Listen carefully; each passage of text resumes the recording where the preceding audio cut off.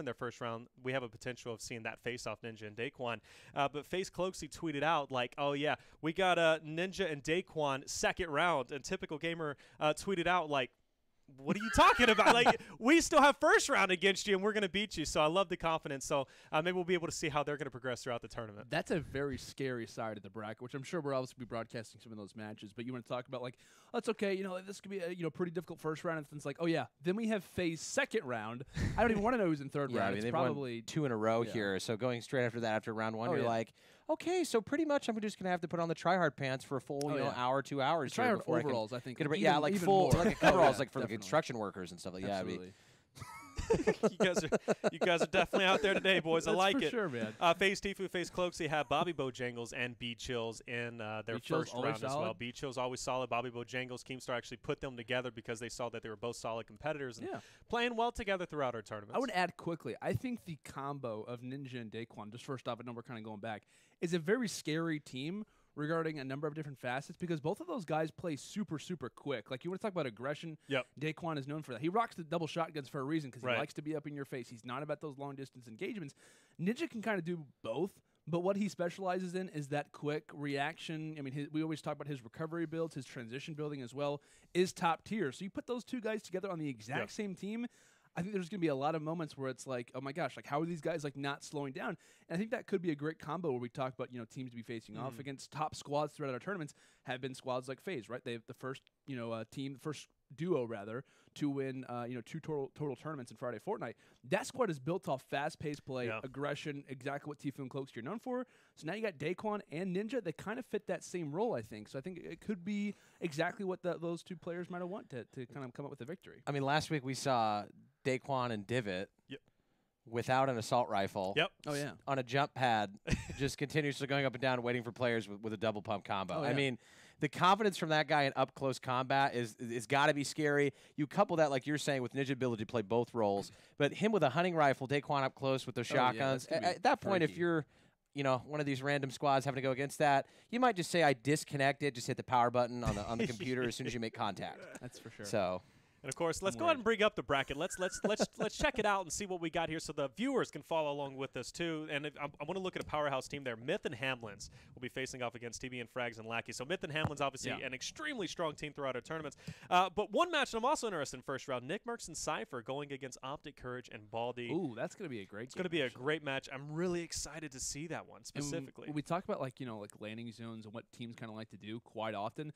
Nick Mercs and Cypher, known for going tilted towers. When it comes into Courage and Baldy's play, at least from Baldy, for one example, usually going to go to risky. So we kind of have two totally opposite play styles, and I think related on how Nick Mercs and Cypher do in that game.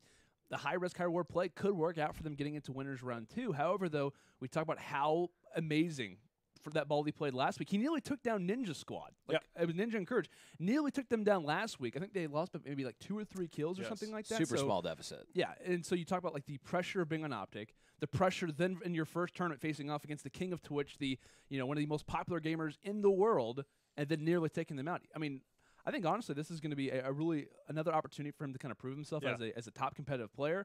But by no means is that a team that you want to mess with. So okay, I absolutely agree with that. And of course too, finally joining us for our tournaments, we got 100 Thieves Risker and 100 Thieves Parallax joining us. Which this is going to be the first time we've seen 100 Thieves at least play in our competitions. Of course, Nate Shot leading 100 Thieves. He's been in our competitions, but this is going to be at least the competitive team. We're going to see how they're going to perform, which I'm really excited because last week we had Optic, Baldy, and Drama.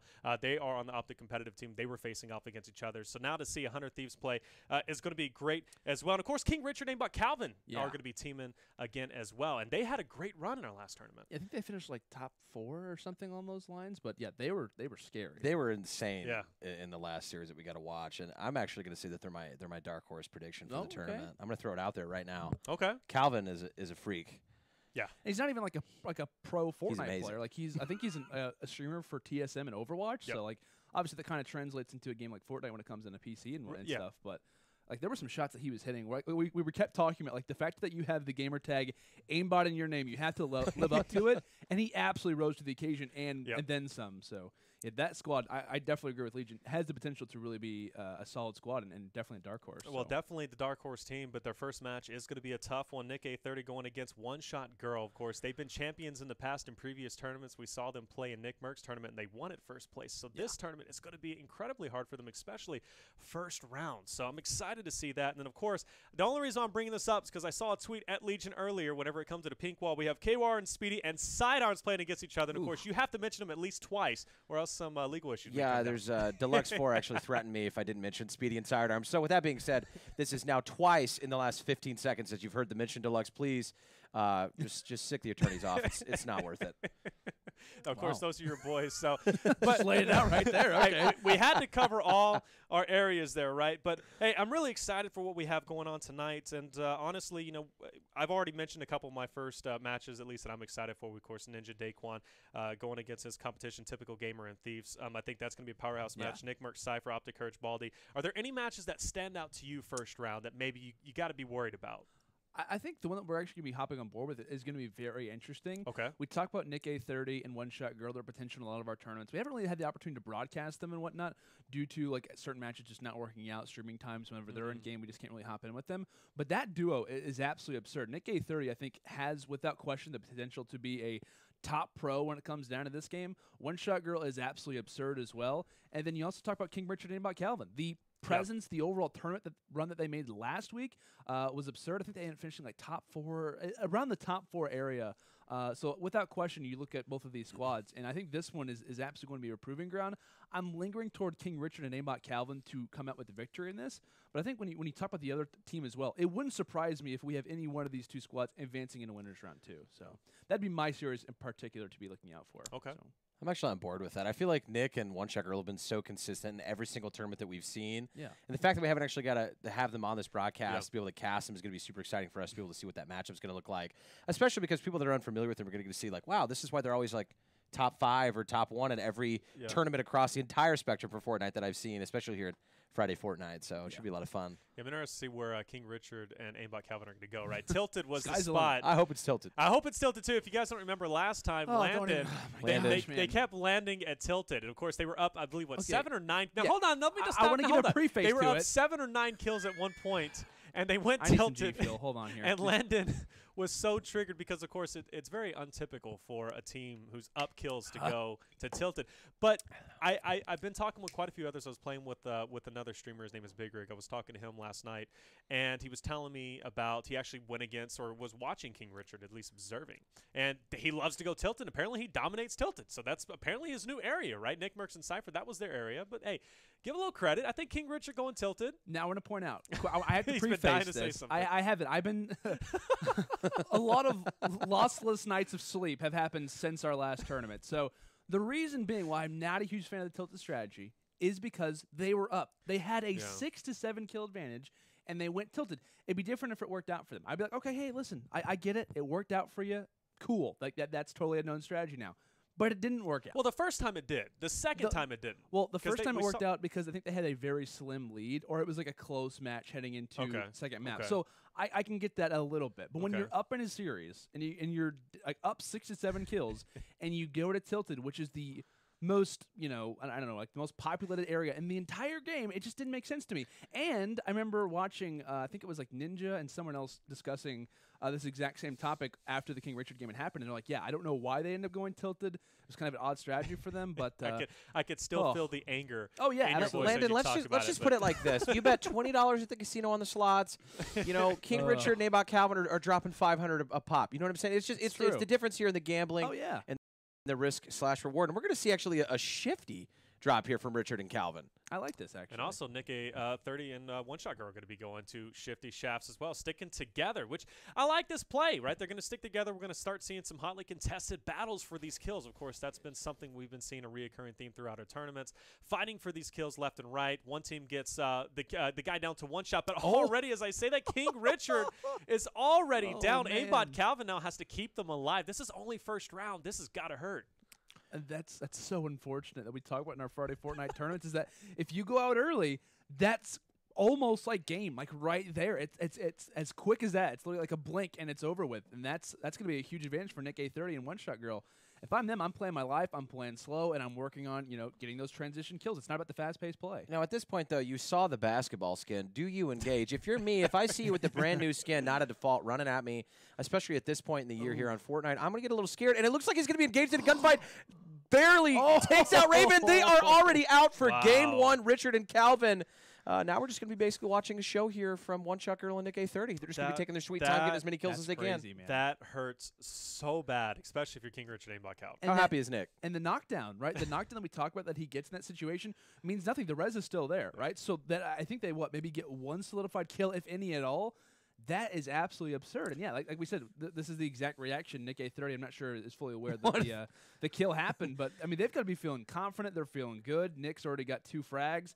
I think One Shot Girl might have an elimination to her name as well. But, yeah, they're sitting with – I mean, the world is theirs. Quite literally, the Fortnite world is theirs at this point. You're talking about 57 total engagements still remaining. And, of course, they can pick up quite a few of those. We could look at a potential – we've seen plenty of times throughout our tournaments a 15-17 kill lead. Right now, he's given – Nick, he's pumped up. He's talking to his chat. He's talking to One Shot Girl. He's like, look, check it out.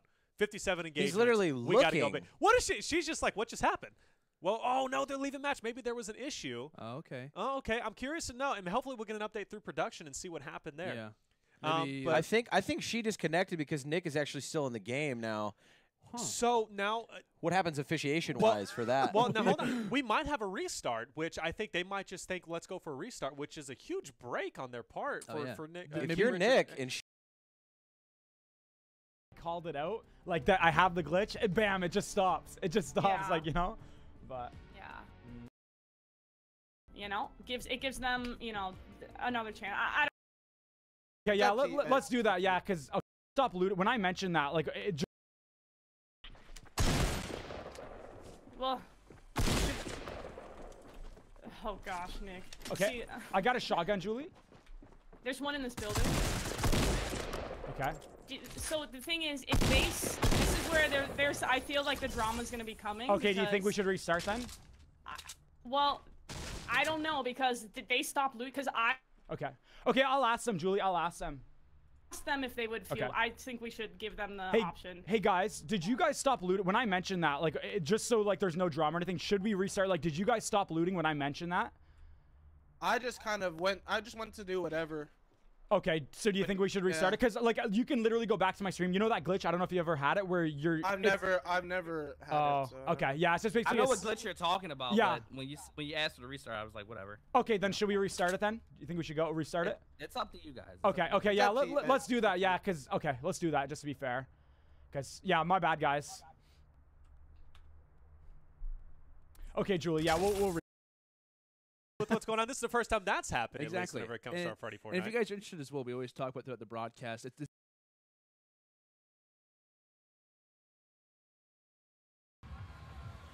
going to be a bit tough. It's going to be a bit tough.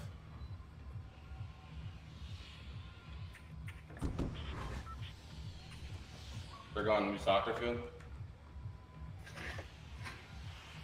They're going somewhere. You ready, brother? We're going alt or what? Yeah, this game. All right, alt it is, baby. Ninja and Daquan, let's get it started, Thief. Let's go. Let's go, baby. Let's go. I'm excited. Yeah, I don't know how my mic sounds, but it doesn't sound as good as when you're at home, but it'll do. Good. Oh, my landing's raw, bro. Is it good? Nobody's landing here, I don't think. Oh, one team. Should we land the town? It's up to you. It's up to you. Okay, I'm gonna land down. I can land us at brick house to the east. Okay. I got a blue AR and a shotgun, so. Okay. Dude, I'm on 60 freaking records. Welcome to my life. Bro, ask me how I play like that, dude. It's I have no idea. Somebody landed the big rock here.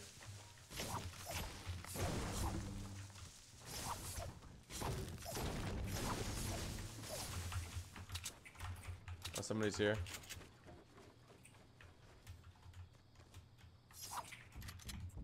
They're coming? Yeah, there's somebody in the house here. Might be two in the house. I think there's just one Like, I don't see anybody else. Oh, I see a guy. Knocked one. Nice. That guy's on top of Salty Mountain. He wasn't moving, though. The guy in here. He's in here. He's under us. Yeah, and then there's one more north. He's in here. Are we going to go in? All right. It's a bit risky. I have an aid.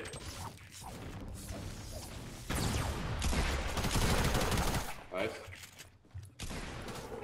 Alright, these guys north. Let's head north of this mountain, yeah. They all seem to be the same caliber of player.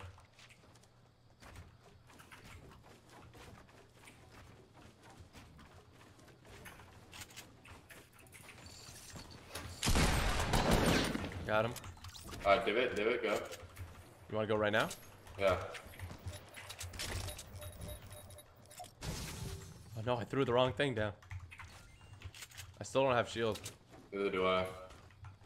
Might be worth to go back and loot. Do you want to?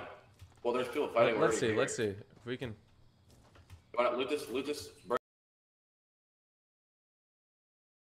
Into solos, I mean, how does that affect a number of different factors? But one thing to me, without question, has got to be the impact of how Splodes are no longer as present as they used to be.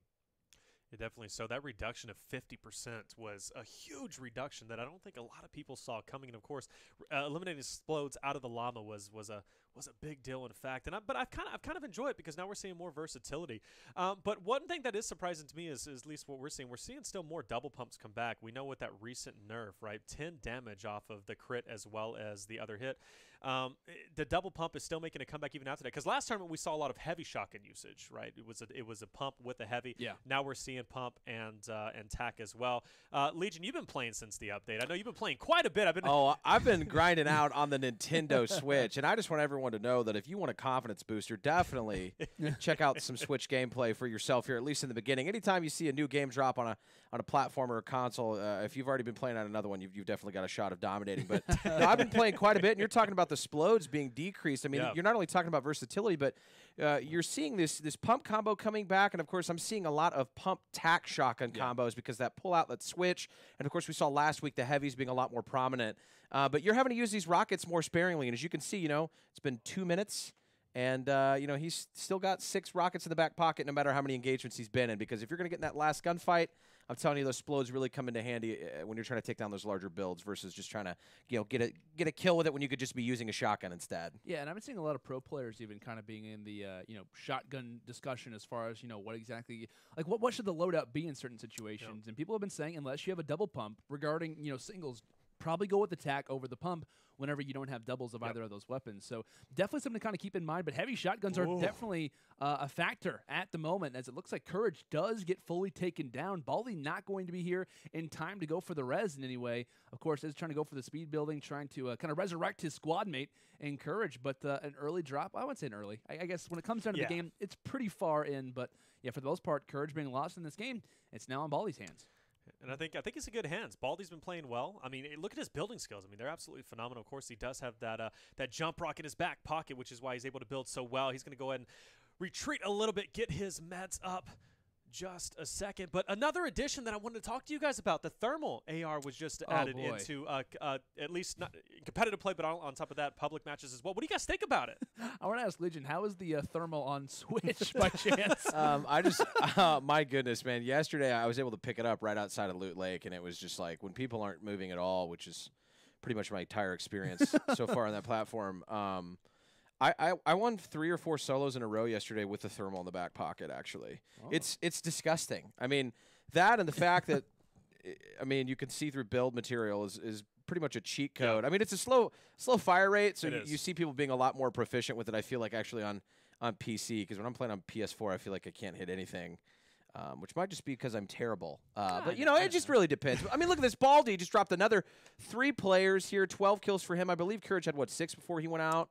So, I mean, they're still definitely in a pretty good lead, especially with only 9 engagements left for Nick Merckx and Cypher to try to make that comeback. And I love how Nick Merckx is moving over to where Baldy's at. He's like, Baldy, you're getting too many kills now. You're starting to get out of control. He's going to go ahead and meet up and try and get some kills himself along with Cypher. He is taking some massive damage, but there's that teamwork we've been talking about, right? These teams meet up and they try to steal each other's kills. Nick Merckx tried to get that kill, and I believe he got it, but Baldy was right there behind him trying to pick it up himself. Now they're going to be caught up in the storm, but they should be okay in order to get out of it. But going back to that thermal, there's one thing I want to ask you guys.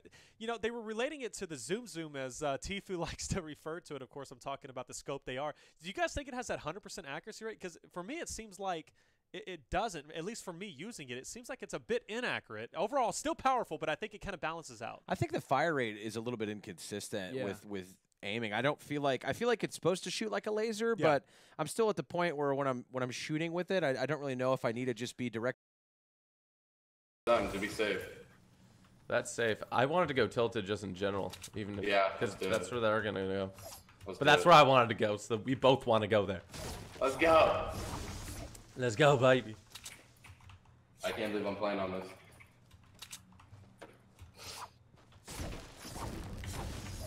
Dude, I feel bad. I feel like I'm a bad streamer. I have no freaking, like, my mic is just not as good as usual.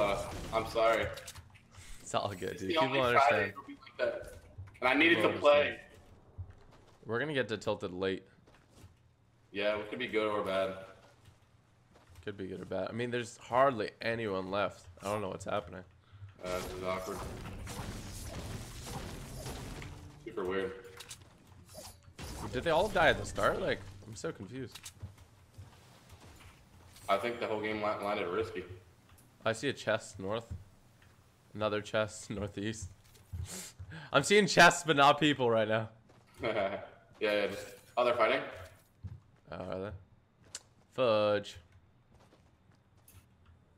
Alright, I think that was probably 1 or 2 more people there.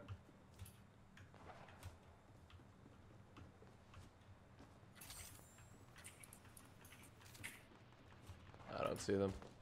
Yeah. I think they're all dead. Yeah, they're gonna pick those up. Maybe we should just leave without them here. I hear a guy. No problem. On you?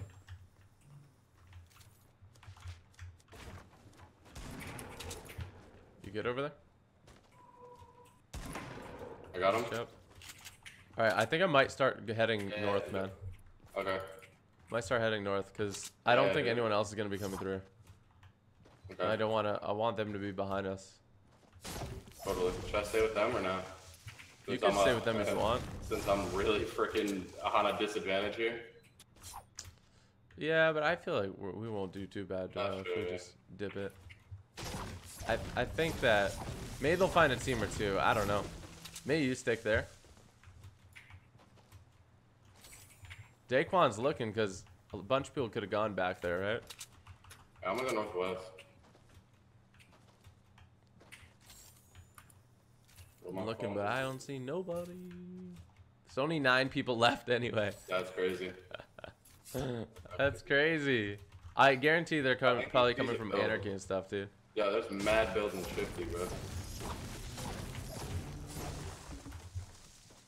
I wonder if he sees anyone. Yeah, I don't know if he does. I'm gonna keep pushing this way. I personally think they're over here. I mean, did I see some? Not a bad call, you know? No, it's true. Whoa, whoa, whoa. They can't shoot at me. Oh, okay. Oh, I found a chug-a-jug. Woo! There's a porta over there. I'm gonna go towards Pleasant. You just go straight north, or head towards Pleasant as well. I just see a bunch of chests, dude. That's all I see.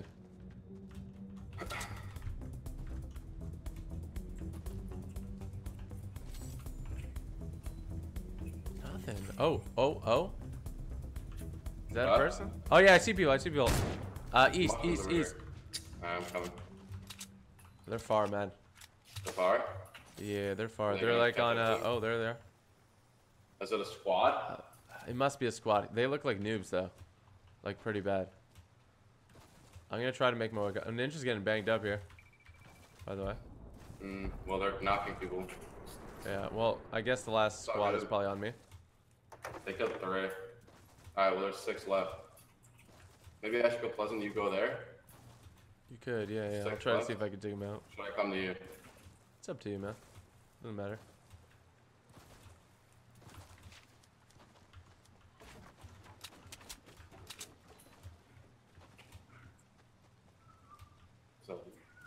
I mean, right I don't know where the hell they are. Yeah, I'm pushing up to them. Those have a sound.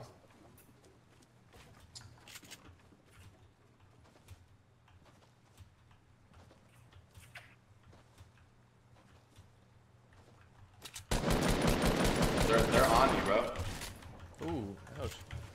Ah, Ninja's coming in. You mother trucking, no. Ah, come on. He swooped in, bro. He swooped in. Did I come to you guys? Is there one guy? There's just 2 here. Are they both dead? I think they're both dead. I mean, we're down by 2, but it's all good. But I couldn't find anyone. I couldn't find anybody in this game, bro. Struggle.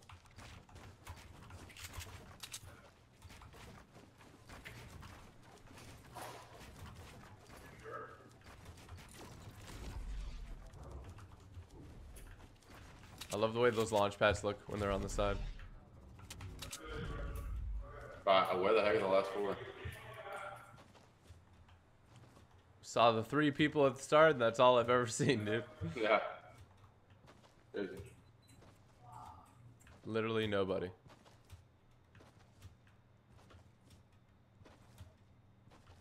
This is ridiculous. This is crazy.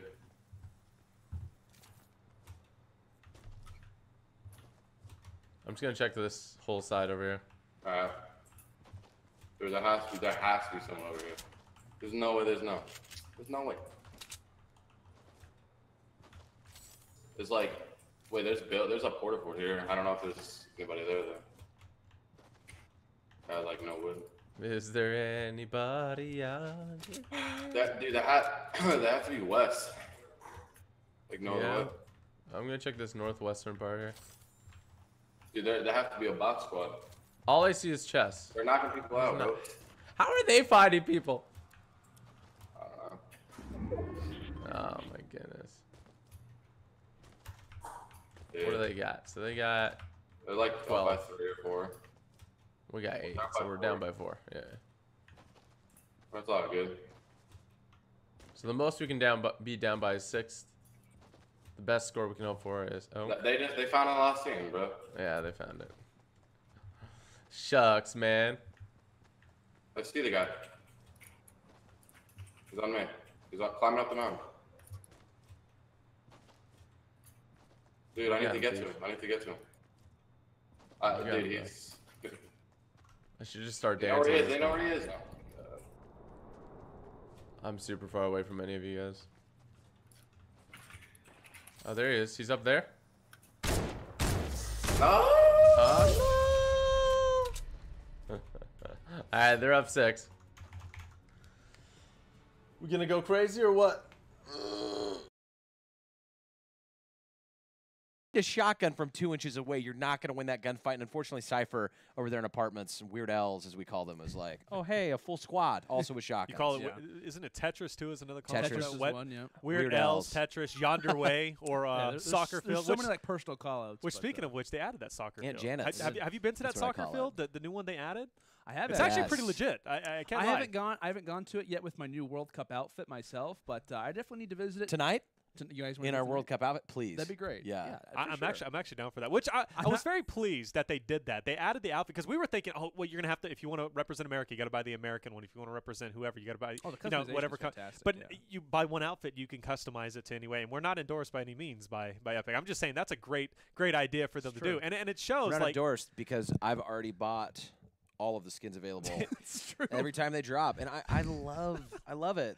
I get roasted so much by the studio guys because I'm always buying so many skins. Well, I'm not gonna lie to you. Like my mobile device and now my Nintendo Switch are gonna act also as opportunities to play the game, but kind of a skin buyer as well. It's kind of like, oh, I'm not home. I'm not gonna be home for the next week. All right, let me go and hop on my phone really quick. Let me go and get rid of all the the pictures of my dogs that I didn't really need. Let me go and save up some storage and get those skins. I've been having the hardest time saving up storage and trying to be able to download these Fortnite updates so I can get the skins because I mean, hey, they're very coveted.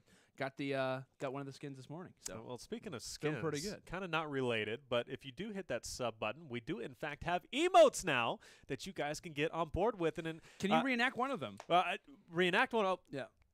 Cringe, right? The whole thing is just going to light up cringe. But there is a weak one, which, by the way, we should have got you winking. That would have been a great emote as well. Yeah, that would have been fantastic. And then, of course, we have one that he does as well for one of the emotes. It's a face palm. And then, but a disappointment there. And we have you, which actually, it's not you exactly, but we have Mike. If you remember Mike. Hardcore viewers remember Mike. The pinata. Hi, everyone. If you guys want to be using a pinata, which can be used in any FORTNITE stream, by the way. Oh, yeah. Absolutely. We got the pinata. I'm not the Rock pinata. emotes. I'm not. You are. Your inner self is the pinata. My heart is the pinata. I live life full of candy. Is that right? All the time. And materials. Now only 200 though, unfortunately. Only 200 candies now. It's only two. Yeah, I know. Yeah, it's only 200 candies in those. I've been saying. I saw Ninja. I think talking with Daquan last night about maybe changing those up a little bit, like maybe for solos, duos, and squads, changing up the amount. Like I think they said they'd like it to be 250, 300, and then like 350 regarding like solos, duos, squads, and whatnot. So I don't know. It's gonna be interesting to see how they tamper with it. But he said that whenever he was at the Pro-Am and whatnot, $3 million Pro-Am that happened just a few days ago, whenever he obviously won with Marshmallow, he was talking with the Epic Games guys, and he was saying like, hey, we probably need to tamper with this. I want you guys to kind of mess around with it. And they said, hey, we're aware. We're going to be working on stuff like that for competitive. So I think that's great to hear. We obviously talk about the ability for Epic, which about how amazing they are when it comes to different. You guys are just talking to each other separately. But don't worry about it. It's just the eyes. We're listening, Landon. I appreciate it. We're engaged with you right now when you're talking about it. And we know I could it. repeat everything word for word that you said back to me. Oh yeah, what was it again? You were talking about the fact that the pinata's a lot more. It's a better wingman than I was. Right. You guys go out, but we're jumping? Yeah, I'm we are. Yeah, you are we jumping that word again? for word. Yeah, that was crazy. Wow. So here we go. King Richard, Aimbot Calvin, Nick A30, and One Shot Girl. We're going to be hopping back in this match. Giving you a little update. The current score is going to be 9-9 is going to be the score. So the first round is already over. Of course, they had the reset, replay it out. Now we're going into second game 9-9, just showing how close it really is. Now, we kind of expected this, right? King Richard, Aimbot Calvin. We've been talking them up throughout this tournament. Very consistent. They've been playing extremely well. Aimbot Calvin's an animal. King Richard is really consistent. But Nick A30 and One Shot Girl, one of the teams we haven't been able to see too much. I'm happy we're seeing them finally. I am too, man. I'm very excited to see this squad play, or this duo rather play. And I've been watching a lot of Nick A30's gameplay regarding his YouTube streams and whatnot. He's a beast. And one thing that I really like to watch his stream is he's always teaching his viewers exactly what he's doing, his mindset regarding different structures, regarding different builds, edits, and whatnot. The guy's insane. It's absolutely fair to say. And I cannot wait to see what he does regarding the rest of the tournament. I think he's got a bright future in our Friday FORTNITEs because he keeps playing in them. And him and One Shot Girl definitely make a very solid duo. He looks like he bikes. He bikes? I feel like he's like a really strong biker.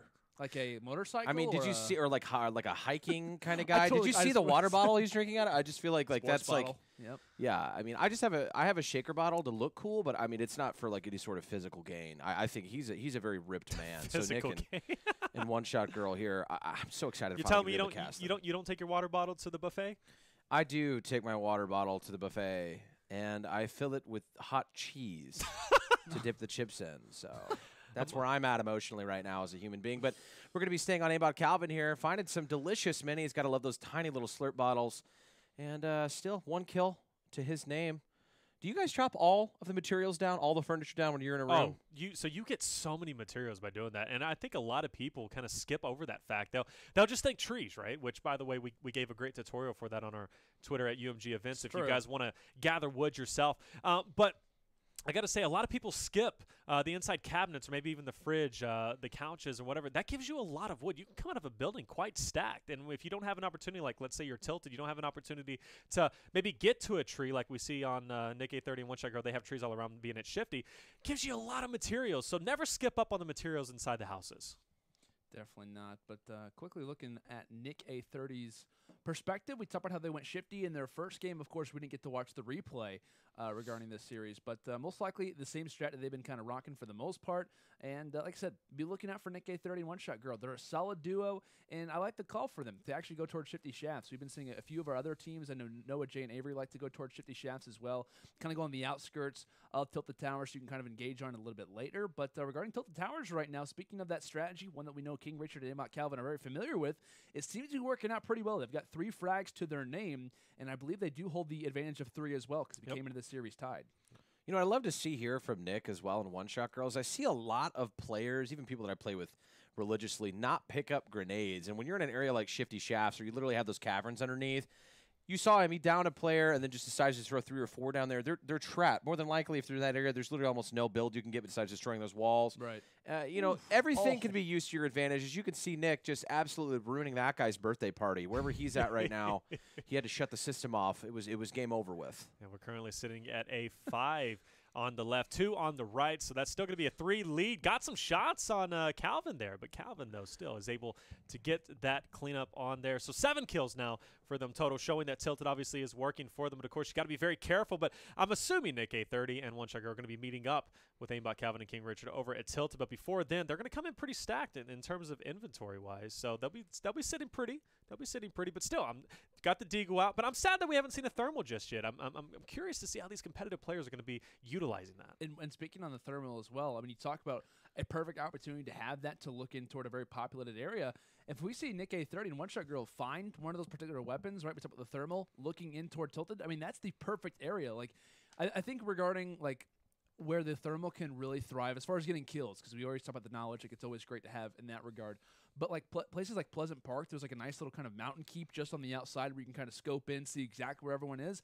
Tilted Towers, right? It's in the middle of mountains surrounding the entire thing. So if you're able to get a scope there or take a kind of a quick look into where everyone is at, you can, without question, steal quite a few of these frags from King Richard and you know, his teammate, obviously, and Aimbot Calvin. But they're doing a pretty good job by themselves, not having any other teammates, a.k.a. their enemies, join up with them. As of yet, the nice above taking down of one player's King Richard, as he is definitely having a fantastic start to this game number 2. Wow. I don't know if he's got his inventory like this on purpose because he's had no engagements or no time off from certain engagements here in Tilted, but exactly what you're talking about, being in this valley essentially in Tilted, you're looking towards west here behind Taco. That's one of those spots where you think, hey, man, I'm safe to loot.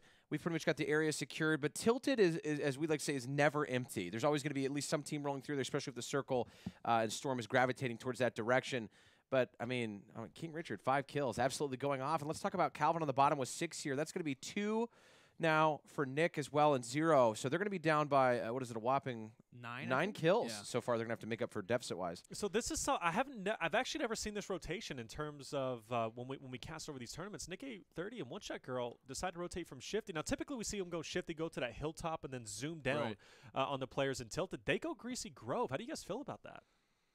I think, man, it's kind of odd, right? Yeah, it's super odd. Yeah. I feel like we've exactly what you said. We've never seen that type of rotation, and also I feel like it might be a smart move on their part because based off where the Circle's at, they know there's got to be at least one team alive in Greasy. Of course, they're seeing this engagement right here with them, but knowing that King Richard, Calvin have just dropped 11 kills directly in Tilted, you're kind of trying to stay away from there. You know that most of the engagements are going to be taken in that area, but you're talking about the beautiful thermal scope. Now, I'm going to tell you this right now. The other night, I was in a game. You're talking about using it as a zoning tool, basically, so you can spot through material. One of my favorite things to do with it so far is to be able to zoom through, check that material. If you've got like a SCAR or a stronger AR as a secondary, just immediately swap. You know that they're going to keep building, but if you get it weak enough, they might not know where the shots came from initially, and then you can just hold where that aim is right off on that switch. I mean, I feel like you're able to body people. So I do feel like your thoughts on it being more so of hey, I'm going to scope this out versus using it as a murder tool, as we call it in prison. Yeah. So. Oh, and was he was so Aimbot Calvin has the thermal. He was just looking across the lake. I saw some glowing objects. Obviously, that's not players. Was that chest? Dude, chest. Yeah, you can actually see chest as well. I know there's a little bit of a glitch right now regarding like seeing chests with the scoped AR, aka the zoom, or the thermal as well, regarding like whether or not they're open or not. It looks like this one is actually going to be non-open, so you can go ahead and grab it and whatnot. But yeah, there's been some times where you can see through the chest, you can see other things as well. But yeah, like regarding the vision of this weapon too, going back to Legion's point, right? If you're in a competitive game, there's a huge structure. You're not sure if he's on level 6 or level 112. You can automatically gain a lot of that info. Like, hey, I'm going to shoot this wall down now. Get ready to use your grenade launcher. Get ready to use some splodes to take him down as well. So I think it works in a multitude of ways. And what you just saw from Calvin, I mean, you can actually see through your own build as well through multiple layers. So even if you're trying to protect yourself, it gives you eyesight. Let's say Richard, for example, was in another position on the map closing in. in.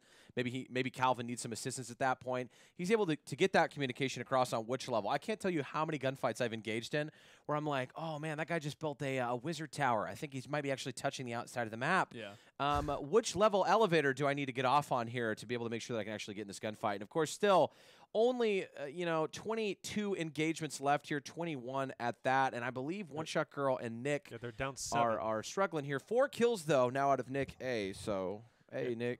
they're currently might have down, a chance. They're currently down 7 kills. So curious, Nick A30 and One Shot Girl, they rotate back to Tilted. So I was only assuming they went to Greasy because they heard there was maybe a fight going on over there to pick up those kills. But still, that's a lot of time wasted, in my opinion. Now, King Richard, name about Calvin, they're reaching this Dusty Divot now. Landon, we were talking before the stream, and you mentioned this triangle effect, which I found very interesting. Yeah. Maybe kind of inform the viewers on that. Yeah, it's something that I personally have been kind of spectating from a few of our kind of pros in the scene, and I've kind of deemed it as the landing triangle, where essentially you have 3 different opportunities to go toward different spots. Like a hugely populated area, we talk about Salty Springs, Retail Row, and Dusty Divot. Those are 3 huge areas regarding population that probably aren't very far away from one another. And the factor of those being 2 populated areas in Retail Row and Salty Springs, you kind of rotate, go back and forth between one another, and then also having that third place or that third spot on the triangle being Dusty Divot, which is essentially the interstate for the FORTNITE map, right? You talk about those hop rocks, how far really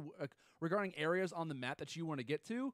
Dusty Divot can get you there in a matter of seconds. So I think that's a hot spot for a lot of teams. I think the reason why we see a lot of our pro squads go to Salt Lake Springs compared to Retail Row is generally because of the lack of players there. So that's kind of been, to me, the reason why is because of the great location. But it kind of does form that triangle, and it gives you a huge opportunity to go to multiple areas of the map. I think without question, it should be deemed the most valuable spot in the FORTNITE map as of right now, especially when we talk about getting kills and trying to get kitted up and whatnot. So, as we see, more kills are in fact going to be dropping. As looks like the going Tilted was the way to go. They're picking up more kills from that. Now, I believe it's been pretty quiet on King Richard's sides, along with Calvin as well, as they're going to be rotating back themselves to kind of get that Loot Lake kills. If they're able to see anybody, got that thermal out, not able to see anybody just yet, so it's going to be pretty slow for them. This gives an opportunity for Nick A30 and One Shot Girl to kind of make a comeback. I believe the score is pretty close now. Yeah, they're down about 5 kills, Taylor, and it seems like it's completely doable here with 16 interactions. And this is what we were talking about earlier with Tilted, is that there's literally always a chance for you to find people in this location. For whatever reason, people don't want to drop there because they're scared, but they sure find their way there by the middle of the game. So Aimbot Calvin, though, rocking this beautiful thermal in the back pocket up top, Dusty Divot. Now, I have to be honest with you guys. These engagements out here across from Giant Mountain, all right, got to be some of the worst ways to die. In this position, you're getting shot at from what Salty, Divot, all these different areas. When you're this unfortunate team that's caught in the open, that's a position you don't want to be in. And you're talking about this triangle. Look at the pattern they're running to get these guys here. Oh, yeah. I mean, not overextending. Of course, One Shot Girl now, they have to have met up with them at this point in the game, but still a very close match. Well, it also comes to say, too, this is also, for these players they're shooting at, they're getting pinched from all sides, like you mentioned, but this is also a good reason as to why these professional players tend to like being on the outside of that circle, because if you push too far in, you run the risk of getting pinched from multiple different directions. So that's why we're going to see a lot of these professionals, they'll hang on the outside. But with that being said, though, Nick A30, One Shot Girl, they're not going to be intimidated. They're going to be pushed forward towards the Giant Mountain to pick up some kills on their end, but it looks like King Richard has beat them to the punch. Yeah, and one thing, too, that I know we keep talking about the scope, or the thermal AR, which, of course, is being utilized from Aimbot Calvin, King Richard's teammate here, is we talk about the multitude, right? The ability for how versatile that weapon can be in competitive games. We've discussed it. But one thing in this game, and in this particular mode, we talk about Friday FORTNITE, is stealing kills.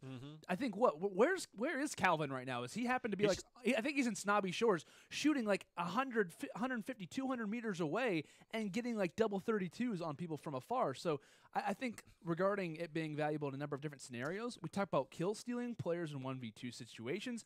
I mean, this is another spot where the thermal AR can absolutely come in and clutch for you. If you're down in the game, you're trying to hold on to a lead, if you're even trying to gain the lead back, you don't even have to be in those engagements. You can be shooting from afar, and like I said, getting double 32 hits on players that you're not even in any other way going to hit, like with any other weapon. So I think that's going to be a huge factor as well. We talked about with this game how valuable it can be. It's just another facet of how useful. And you saw that. I mean, it hits for 72. I've seen with the gold actually can drop for 89. I mean, you know when you're getting shot at by this thing. It's like you're getting hit in the chest with a basketball every single time. You're like, I'm not really for sure who's shooting at me or from where. I think something I would like to see actually implemented in this game, besides aimbot Calvin just absolutely ruining that entire team, is I would like to see a silenced AR. Does that sound weird? No. That might be something that I would like to see in this game. I feel like it would be overpowered. Maybe if the rarity of it was so extreme that you don't get it quite a bit. Yeah. I think that would be something fun as an addition. A silenced AR. You know, I never thought about that. I actually never thought about that. That'd be kind of interesting because now what? I don't think we have silence is the silence SMG. Yeah, that's it. So, which by the way, that's a powerful weapon on its own too, and the pistol as well, the silence pistol. I love that thing. A silent sniper, silent AR. That could definitely be interesting. Yeah. I think it would definitely change the dynamic up a little bit because you look at a lot of these engagements, especially if you're somebody just playing casually at home or now on your Switch in an airport, like I will be from every trip that I take from here on out. When you're playing, sometimes you're squatting in with randoms. You don't want to necessarily, they take a shot from 400 yards away because they don't know what they're doing. You know, they just give away your position on the map. Like, hey, if you give them a silence, maybe it won't. It's true. Won't hurt my feelings as much in the game. Yeah, you know? I think another AR in the game especially would be fantastic right now because we have the burst, we have the regular AR, and now we have the thermal AR and whatnot. Yeah. So I love the burst. And obviously the Scar as well, but Scar, yeah. I think it would be a fantastic addition to the game. I know a lot of pro players are like, hey, we want another assault rifle, like shotguns. We kind of have plenty of those right now, but for the most part, I think another AR would be great. But it looks like One Shot Girl is going to be down for the time being. And I do believe the deficit is too much. I don't think Nick A30 and One Shot Girl have a chance to win this at this point. We're sitting at 10 on the right, and then on the left, we're having a great game, 19 total kills. With that being said, not enough engagements, which means King Richard and Aimbot Calvin are, in fact, I believe, going to take this game. And that's a great game for them to take. I mean, we talked about it. King Richard and Aimbot Calvin is a solid team. It seems like we saw King Richard in the beginning tournaments, at least I think the first two tournaments, at least we streamed, King Richard was consistently playing with Ninja, and of course he switched up a little bit. But I would definitely say King Richard and Aimbot Calvin have great chemistry and play considerably well. And a point I'll make later on is I definitely want to hit on the esports kind of side that they're going to be, or at least that they hinted to with the World Tour being solos as well as duos. And I think seeing these duo matches here has been a great way to kind of get an insight on how the format, or at least these teams, are going to play in the future. I think it's great because we've been given obviously the unique opportunity to be able to broadcast these matches, and we've been saying, it's cool that you were able to watch duos, but really how a squad's going to perform for the most part. And we obviously have the opportunity to kind of be seeing what is going to be the World Cup format. We talk about the amount of money on the line for that World Cup too. I mean, granted, it's obviously great for the teams who are obviously competing in squads for the most part, but it's about the duos, man. It's like, hey, I'm going to find the partner that I'm going to be rocking with for this $100 million, and we're going to ride it out. I mean, of course, respect to the other two players on our team, but I'm trying to win. I want to get a piece of that $100 million prize. But yeah, man, I'll be competing on the Switch. Looking for two for squads. Let me know in the DMs if you guys want to play. I may or may not be charging my Switch right over there. I actually saw that in the corner. Is that yours? It is mine. I'm really jealous. I need to go out and buy one. I haven't bought one yet. I recently moved, and I was missing my other Joy-Con, and I saw the announcement. I was like, I gotta find this thing because I'm not about to be like using like my melee weapon and nothing else, or like not being able to swap weapons. So thankfully, I did find my other Joy-Con, and I currently have it updating as we speak. So. Do you happen to see Calvin's in game, by the way, with the tac submachine gun just now? Just the blue, by the way, not even the purple. He's hitting from like 100 meters away, full square, just bodying this guy that's hiding in the crevice of a build. I'm telling you guys at home, give the tac submachine guns a chance. You've been saying that since your first week here. Every tournament. It's true. Every single tournament you've been here. I can think he came, week 2 was when you came here, and you've been saying that literally since week 2. I just love it. It's so fun. In fact, if I ever get to play in a live tournament where I'm ever casted, I'll run 4 of them and no shotguns. Oh, you're an animal. That'd be fantastic. Can you imagine the perspective switch? Yep, that's what I'm going to do. The double tack. Double tack. The quad tack, I think, would be legit. Quadtacular. Yeah. I like it. I like it. Well, maybe we'll get to see it in the future. You never know, Legion. I know you're professional. You've been wanting to play for quite some time. See me on mobile. I'll be mouse and keyboarding in the airport on a screen this big.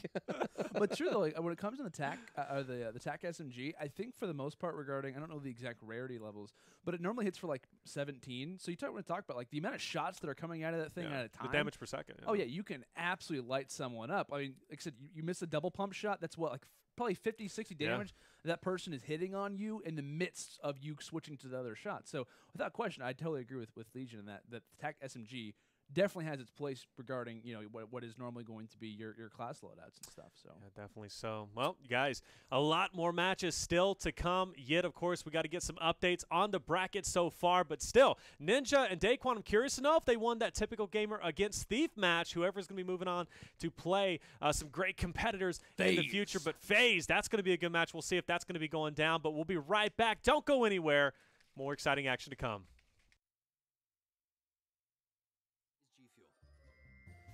These are the flavors of G Fuel. Sorry, forgot one. Alright, there's like a random bush here. Oh, I guess that all makes sense now. The whole situation makes way more sense after I analyzed it a little bit. His teammates aren't going to be very happy we did that to him, though.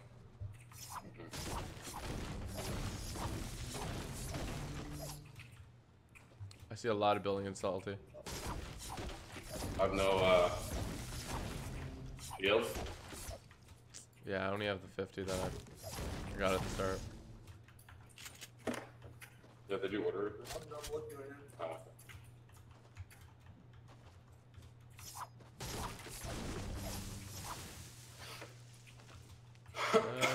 I don't see anybody in Salty. Definitely right by blue, left of blue, left of blue. Left of blue? Oh, yeah, you same build?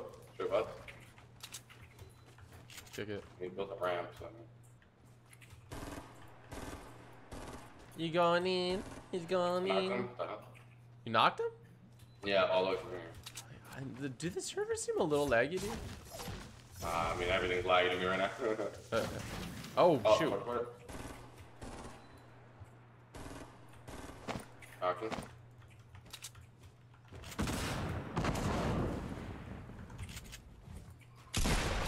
Hit him hard. Oh, yeah. Oh, they're all dead.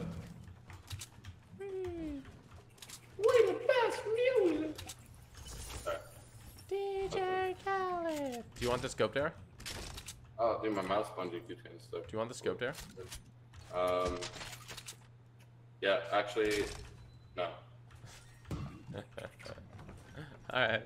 There's a big shield out here. You want it? Oh, is it? Yeah. I feel like I'm playing like a slug right now. Yeah, well, I am playing like a slug. And where is this big shield? It's right on the ramp down. Down? Yeah, this way, this way. To your right. Okay.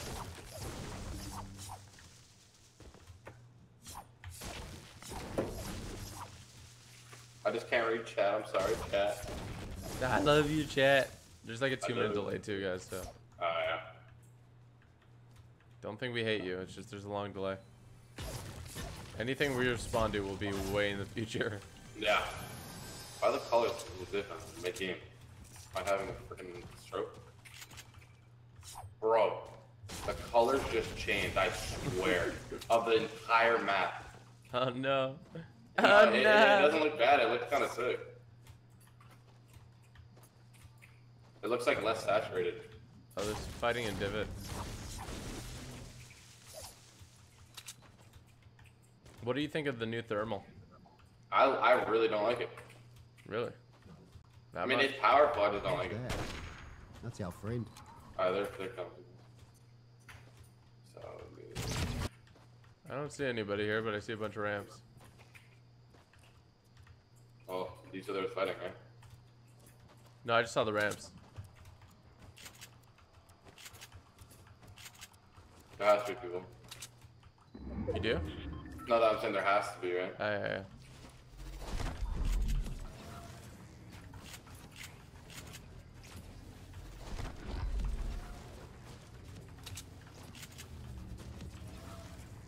Where you at, though? Where you at, though? This pod thing is so cool in the middle. Alright, so apparently there's not. There's not. You want a sub? Sub? Sub. Sub? What? What about? Oh. Sandwich. Yeah, I want like a sandwich. Well, hold on, don't order a sausage game.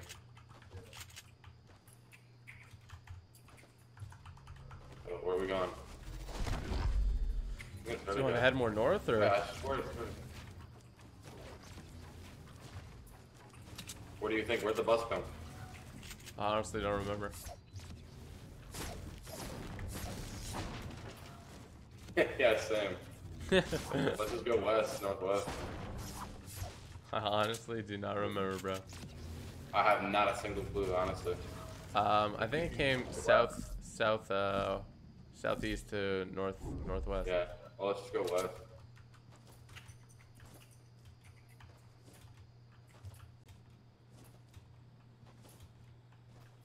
Is it just recently, or it's really hard to find people in Fortnite? What's up with this? Oh, and people die on Spawn. What happened? What happened, Fortnite? I'm gone for a week.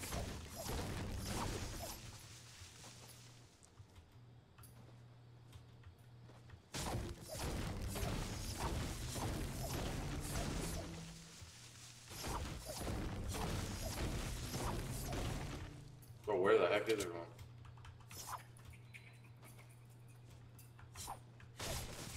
Ninja roasted you on your tweet. All right, let's do this.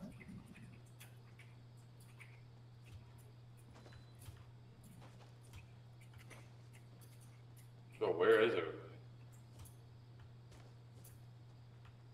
Killing people somehow. I don't know how.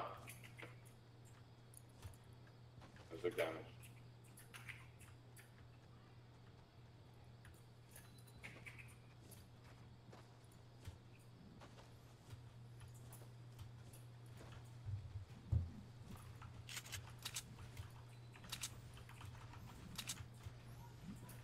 Bro, I don't understand. I can't find anybody.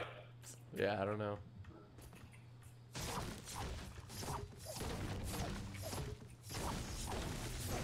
I haven't a clue. Welcome to Fortnite. How may I help you? Just go like north, I guess. Northeast.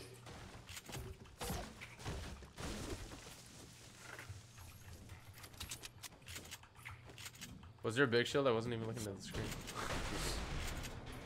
2 minutes ago, there was a big shield, bro. Move up. Oh yeah, see team factories. North. I'm going. I think he sees him.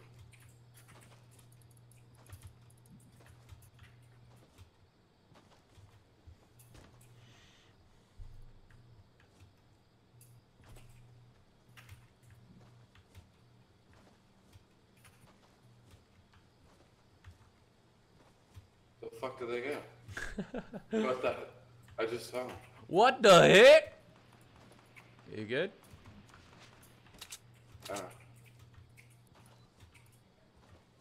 Are they in there? Can we do our dance challenge? Oh, baba.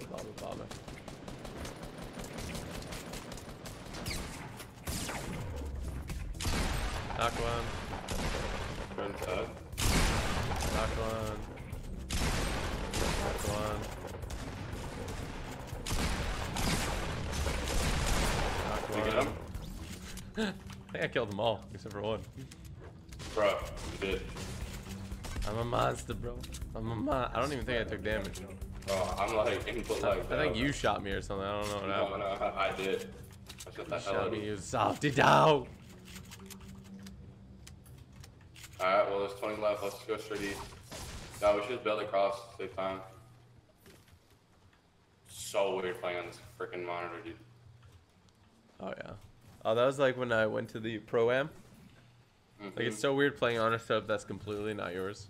Like, my mouse pad's different, so I gotta use that. The monitor, the keyboard. You know what messed me up the most? What? The fact that the desk wasn't at the same height as my desk at home. Oh, dude. Yeah. So I had to, like, hunch over. No, I feel that. That's, like, low-key killer. Yeah. It's yeah. I like how low. Oh, I see people. 165, 165, 165. Alright. Hit him. Is he bottom or top? They're right south. What do you mean bottom or top? No, I meant like, is he uphill or downhill? No, he's uphill. He's uphill. They see it? They see him? They see them, yeah. With FaZe or TSM within their own organizations, I don't know, but I know personally the person I used to compete with back in the day whenever I played like Halo and Call of Duty, my duo was not somebody I would team with for 4s, but for some reason in 2-0s that chemistry was just 2-0s apparently. That's my new phrase. 2-0s, sorry, 2-0s with T. Right. But yeah, it's like you have that chemistry there, so it's like it'd be interesting to see if they'll allow that too. And two, for a lot of these organizations who have picked up 4 players or 5 sometimes, or 4 or 5 players, it's like, okay, do we want to have 2 consistent teams or 1 amazing duo and then kind of leave the other to improve? It's like a matter of what really is the strategy call for a lot of our squads. But of course, regarding the landing zones, it seems for both of these teams, I'm really curious to see where Ninja and Daquan were going to be landing at, and it looks like they could be going toward the new soccer field, the World Cup soccer field, to be exact. Yeah. They're in the outfits. I'm really excited to see who's going to be able to score the goal first. I've actually got my my horn ready to go just in case whenever that happens. So the most annoying things in the world are those horns. I actually like them. At least 100 of them going off to wake me up in the morning. Unfortunately, I sleep like a bear in hibernation at this point in my life. But going back on what I was talking about a second ago, I feel like teams like Tfue and Cloaky here are going to be already a solid duo. Obviously, we've seen them win 2 in a row. That's not going to be a hard dynamic to overcome. But man, it's so interesting to see again, and finally in competitive games, you don't see people playing 2v2s or solos or rocking out on squads. It's, where is everybody really going to shine the most? And I feel like people that, have the versatility here, like the FaZe guys, they're going to be fine in squads, in duos. But, is there going to be somebody that's just absolutely a monster in solos that's not very good in squads? I mean, yeah, it's a pretty interesting facet that we kind of bring up and whatnot. We also talk about the attributes that a lot of these teams obviously have, and regarding aggression, both of these teams actually not vinting to do that. We talk about the FaZe guys going just outside of Salty Springs. Regarding Ninja and Daquan, they just go to kind of to those northern mansions just outside of the new soccer field and whatnot. But I think what we saw actually out of this play is that Ninja and Daquan, regarding the landing zones, probably either would have went Salty or Ninja's typical play in going toward Lucky Landing. In this scenario, though, they decided to go soccer field. I was watching Tfue's perspective. He was realizing where exactly they were going. Then they started to go outside of Salty Springs as well. So they're kind of matching that passive play off the start. But regarding, engagements, regarding a number of different facets, regarding the map and whatnot, engagements purely, FaZe have the advantage right now being outside of a very populated area like Salty Springs. And I feel like every time we have these Friday Fortnite tournaments, Salty Springs turns into like a half-tilted towers for the most part.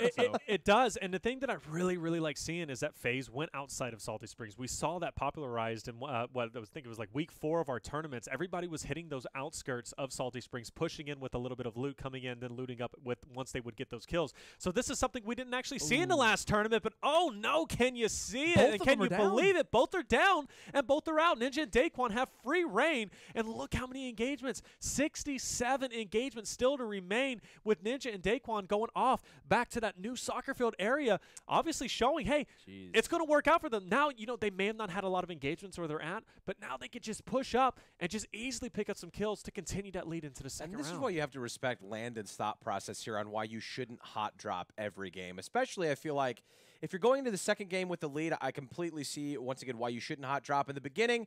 If you want to take that risk and then try to fight for a comeback, of course you see, Cloaksy and Tfue, they didn't even drop somewhere initially that was super popular. What happens is they rotated and unfortunately just got squatted by some players that actually knew the keyboard bindings instead of playing on their mobile phones. And then, of course, Ninja and Daquan, now they have free reign, literally. It's like, oh, hey, we got zero kills right now, no big deal. They're hoping to go. They're going to eat a chili dog and then find their way across the map. So that's what I do in the middle of games. Just the whole chili dog. New item coming to you for health boost, chili dog. First of all, mushrooms, actually. Greasy, only found in Greasy Grove. Amazing. That would actually be amazing. Wow. There should be edible cheeseburgers. You really like that. Yeah, I really did. Wow. Yeah, I hate myself. So anyways, it's going to be a 3 down now. Ninja knocking a whole, it might be a whole squad here, actually. Oh, my God. Taking a 4th out. Yeah, it looks like it is, in fact, going to be a whole squad, which, hey, they're hitting up the new soccer field as well. But, like I said, going back, I love this new soccer field that they added to it. Awesome. It's just so cool that they added an entire stadium in there. But I'm surprised we're actually seeing this being used in Friday Fortnite. But one thing they got a little bit of advantage on is they're close to the circle. I figured they would be much further away than they would be and have a little bit more time to travel, but this could be a good spot. And I want to ask you guys, too, regarding FaZe, of course, they're staring at these perspectives much like we are right now, unfortunately. But, regarding them, I think they're actually at the FaZe house right now. We were kind of coming into this match as, thankfully, we do see some streamer loot actually come through from Daquan. Yep. One thing, though, is the factor of FaZe. Those guys, they're just at E3, obviously. They're feeling not in their their normal home space, right? They're not at their setups. They're not with the typical computers. They probably don't have all the key bindings, made up and whatnot. And also one thing that I noticed as well is that I know that Tfue likes to rock a huge mouse pad. He was having like a really small, I think it was like a Steel Series one. So you talk about coming into a game like this, playing up against Ninja and Daquan, who you could argue are somewhat favorites to win this tournament, but FaZe, they're not in their typical realm. They're not in their typical, home spots. That not everything's exactly the way that they want it to be. Maybe that comes into play regarding this particular series, is that, hey, maybe the key bindings weren't to the best of their abilities, and I think that without question has to play somewhat of a factor. So, well, I think this goes back to even a couple weeks ago when we were talking about what's the breakdown going to be comparing, these home gameplays where you're seeing these professionals, right, at this point in the game. It's how are they going to stand up in a LAN environment, playing on setups that are foreign to them, and even potentially with the crowd. There's so many different elements, even going from an open bracket to playing on a main stage, right? That's going to be something that you've seen, amateur players that have been grinding for years. Maybe they finally get their chance to make it to that main stage, and they absolutely just bomb, or they surprise everybody and come out hot. People like Ninja, veteran, been in esports for 10 years. This guy does not care what stage he's on. We saw it in the charity tournament there for $3 million, right? Gets a mil for his charity. He's a veteran in those types of environments. And you're seeing Cloxy and Tfue. Yes, it's obviously going to be a complete downer no matter who you are to be playing on a setup that's not your own, which is why obviously you can bring your own peripherals most of the time for certain events. But you have to adapt. Yeah, you have to. You have to be able to adapt. And one thing, too, that I think is really interesting, I actually saw a stat. I was kind of looking at a few of the tournaments that Ninja's won in his past. He actually won the very first H1Z1 tournament. He won the very first PUBG tournament, and he also won the very first FORTNITE tournament. Of course, Ninja Vegas was an event, but it wasn't necessarily to the same capabilities of what the Pro-Am $3 million tournament was. So it's kind of interesting. We talk about the ability to be versatile in a lot of these games. Ninja happens to be the best at doing it toward the beginning of a lot of these tournaments as well. I know regarding the FaZe boys, I know at least Tfue used to be an H1Z1 Pro as well. I think might have played for something like Rogue or someone along those lines. I know he competed against Ninja in a few of the H1Z1. It was close. It was Cloxy actually. Cloxy. Well, no, Tfue played H1 as well. Well, Tfue as well. Yeah. So they loved it. I mean, the thing, Battle Royale is Battle Royale, and a lot of them have the same feel. Obviously, with the building aspect of this, a little bit different. But Ninja's he's a veteran when it comes to Battle Royales, and it clearly shows in his gameplay. But another thing too, to be paired with a guy like Daquan, which by the way, Ninja heads up play, getting the guy on the flank, but taking some major damage, but easily going to be able to pick off that kill, just lasering his opponent before. Actually, Daquan is going to be there as a good teammate to back him up. And fall damage going down. Now, I want to speak about this fall damage because this was something that was caused a lot of controversy in the E3. It was Myth. Myth gave an interview. The only thing I'm trying to avoid is fall damage, and he actually dies from fall damage. And a lot of people thought he just fell, but Ninja made a great play with C4. Yeah, we've been seeing a lot of the pros be like, hey, we're not even playing with C4. It's that strong. The recent update, I think it goes from, 400 damage to now 600? Yeah. I mean, that's insane. You want to talk about the ability for these structures to be eliminated within seconds. I think I was actually watching with the producer yesterday, Daquan's stream. Yeah. He happened to be, I think, in Salty Springs. Puts maybe 4 or 5 of those C4s at the bottom of the base. Demolishes. The entire building is eliminated. There's a guy just on a toilet seat what the heck just happened? I was just trying to do my thing, man. I just fell through and broke my legs and died. Exactly. No, I feel like the C4 though, at least if you're coming into a tournament and you are somebody that's not quite as skilled, having that in your back pocket is such an advantage, because when you start to see these guys and their building abilities, there's a certain point where you can just go, all right, I'm just going to C4 it, I'm going to dip, take them out. Yeah. There's nothing for them to catch on to if you destroy literally all of the build. They're going to take that fall damage unless they, wizard a bounce pad out in some way, shape, or form, which we saw Noah J actually do that during the charity tournament. Incredible plays. I actually had no idea that if you built the roofs on top of the floors that it actually double protects it, and then he was setting the bounce pads. Incredible heads up play from him. I love you, Noah.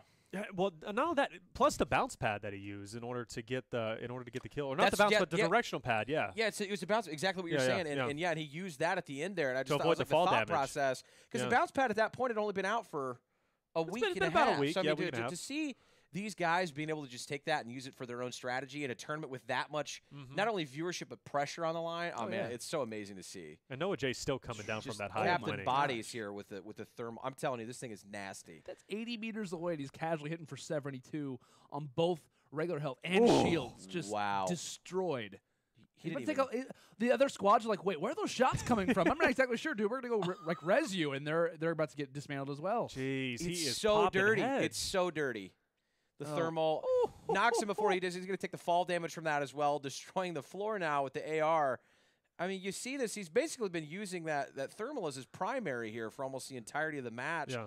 And I really like the breakdown here. Exactly what we were talking about before the matches started today. You see Ninja playing as this back-end role, right? He's got this thermal AR. He's also he's rocking it. And you see Daquan, where is he at? Already engaged in the gunfight, pushing with the shotguns. Yep. I'm telling you, this is going to be one of the craziest teams to see throughout this entire tournament, especially with the dichotomy of their play styles. It's like together, it seems like they're pretty superhuman. I want an outfit, and that's with why their faces on it. And that's why a lot of people were talking about this team. They were like, "My goodness, Ninja and Daquan together, they're going to dominate the competition." Oh, yeah. And it's looking like rightly so. They're not going to have as big of a lead as I thought they would going into round 2. I was expecting at least 20+ kills, but still they're going to have a sizable lead. FaZe, though, have been in the past have been able to come back majorly, but against a team like this, Ninja and Daquan, I don't know. I could see them definitely making the finals. God bless anyone who has to go against them in future matches. But what are you seeing out there? 13-0, man. Even his donator just said, "Hey, Daquan, you're disgusting with the double pump." Yeah. So that's one thing, and I welcome to Fortnite. Daquan is one of my favorite streamers. He's one of my favorite players. I don't know. He's an entertaining guy to me, but he's also phenomenal whenever it comes to the double pump. And I think he's one of the guys that kind of popularized the double pump, which EGL made a double pump shirt because of it. But like I said, even with that nerf, 10 damage from crit, 10 damage from body shots as well, going down from 95-90 down to 85-80. Daquan still rocks the double pump and makes it work, showing that, you know what, you can nerf it all you want, but you're not going to nerf Daquan. He's just a solid player. I mean, you could argue, right? We talk about roles. I was actually talking to a few of the Lakewood guys, the pro Fortnite team and whatnot, getting their opinions on roles and kind of how they affect the game. You kind of actually have roles in this game. It's used to like, you have a support player, you have the aggro guy. There's actually roles developed on items in the game. So a lot of the times you're going to see roles developed around C4, guys developed around the back support role. And we kind of go back to the double pump strategy. Without question, that's a role. That's a pro role in this game is the double pump strategy. And that's itself. what they call it? Yeah, they call it double pump, or whatever you want to call it, shoddy, aggro, etc. Sure. Number of different opportunities to call it that. But now, kind of funny enough, transitioning into that's weird. Talk about the double pump strategy, the guy with the C4 at the bottom of the base, etc. There's two guys usually in build fights and competitive in the back line shooting down from afar. This weapon is without question. If you don't have it, if you're in a 4v4 squad or a 2v2 duo match versus someone else, and you have this weapon from afar to not just give callouts, but to do what, 72, 80 plus damage from 100 plus meters away, you immediately have such a massive advantage. And we talk about with this team regarding roles, the aggro player in Daquan with the double pump.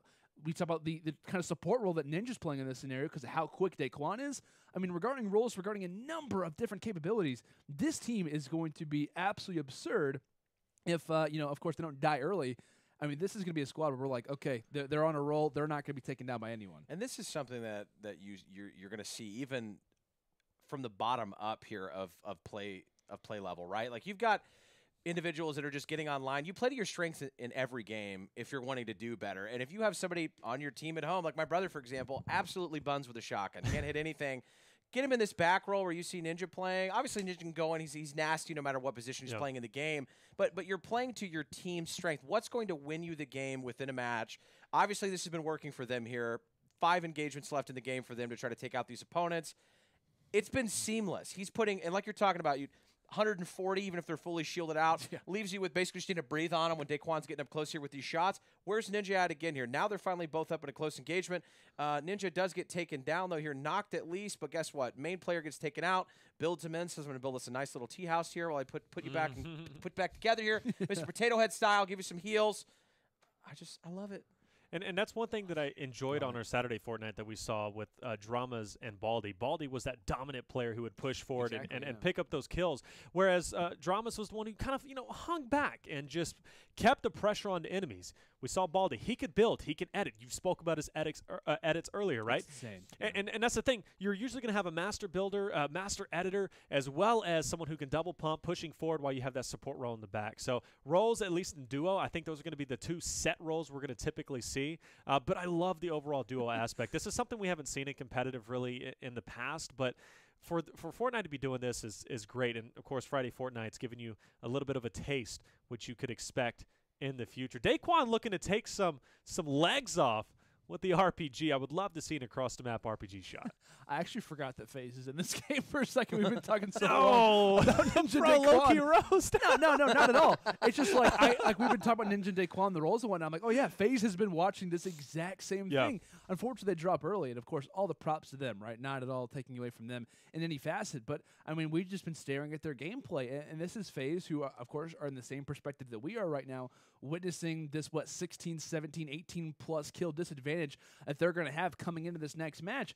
I don't know what the strategy is, but it better not be anything but tilted, or at least some type of strategy based around a heavily populated area. But of course, it's FaZe. We know what they like to do. They're some of the best players, probably regarded as one of the best duos in the world right now for a reason. Oh, he got the knock with the trap. I don't know if you guys picked that up, but Ninja placed a trap on the outside and got it, and he's so deadly with traps. And honestly, I think he's the main reason why I got bumped up to 150, because everybody loves seeing Ninja get those kills with the traps. One thing that I want to point it out as this match is coming to a close with Ninja rocking that thermal. I never knew this, but you can actually see the bullets as well through the thermal sight, so you can dictate whether or not they're throwing a sniper your way. They got an AR, or even I think we saw some splodes coming out as well through the grenade launcher. So that's another aspect of the thermal scope that I didn't even think about.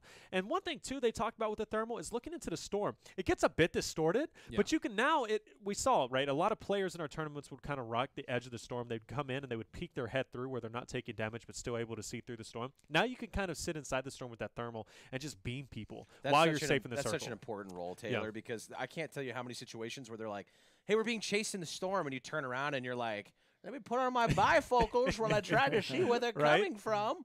And then you finally get that engagement, and then they're too close, and all of a sudden you're in a shotgun battle, and then now you step out of the circle and kill yourself. Because, I'm not saying that happened to me, but I'm saying it might have happened to me. And of course, you got a guy hiding here right in pizza. You know what I mean? He's just in there making himself a nice little sausage and pepperoni, just preparing for his imminent death. Have we ever even seen one guy beat one of these teams, by the way? I don't think we've ever seen, one guy just swipe a whole squad. I don't think so. That would be the most, because where that sleeper guy is that's playing in the tournament is somebody that we need to see more of. I've always thought just that Daquan dancing there at the end. Just feeling good. I've always thought about, because with these tournaments first round, there's a lot of matches going on at the same time. I would love for two squads to meet up with each other in the same tournament and just battle against each other. It's totally within the realms of possibility. They're all queuing up basically at the same time. That's what pros do, regarding how they get into lobbies with one another. They're just hoping that they get into the same game. Okay, we're going to queue up in 3, 2, 1, and then they hope that all of them happen to get in the same lobby. Which they typically do, which usually it happens. We didn't even know each other a few months ago. So that's pretty scary. I really want to touch quickly on the 2 nights ago in LA. Kind of staring back into the storm. I was at the FaZe party, and he's like, "Bro, I'm coming." I'm like, "What?" He's like, "I'm coming." I said, "All right, baby." And then we hugged and. And then I looked at him, and I hugged him. And then I was like, what's up? What's that? And he's like, salty dogs. That's pretty much it, right? Nah, yeah. It was more like, salty dogs. Salty dogs. No, where the heck is everyone? That's been what I've been asking this whole tournament.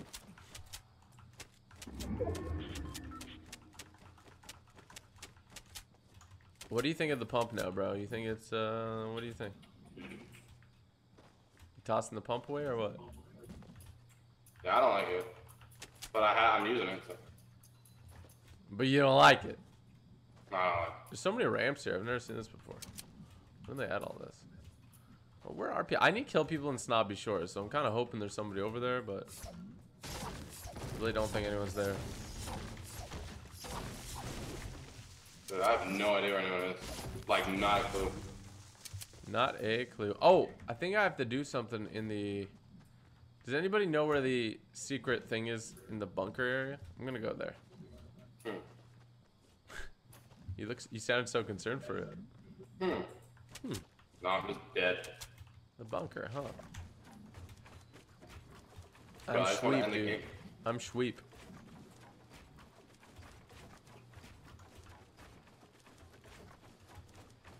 I am sweep. I know somebody's in here, man. Oh, what the heck? Bro, they built a ramp to heaven. Really? Yeah. Where? Are they there? No. I think somebody said a star was here.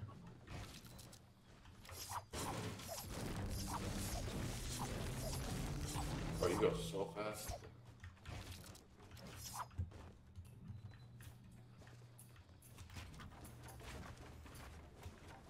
Is there a star here? Bro, where is everybody? I don't know, man. I'm about to take this little ramp here. Oh, I can't move. Are you serious? Nice. What? What the fuck? What is going on? What the hell? Oh no, they jumped off the end of their life, bro. What the hell is that? Bro, I swear there's always some dumb shit that happens. Bro, I literally just froze. I couldn't even move. I went to open a chest and it went away after I was done being frozen. Yeah. Next Life's level. crazy. Life's crazy, dude.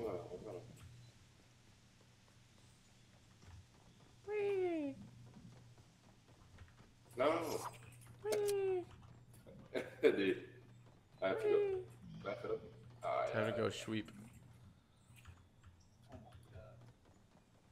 Come on, switch. No. Is there people on you? No. I'm trying to build while in a shopping cart. Oh, I see you.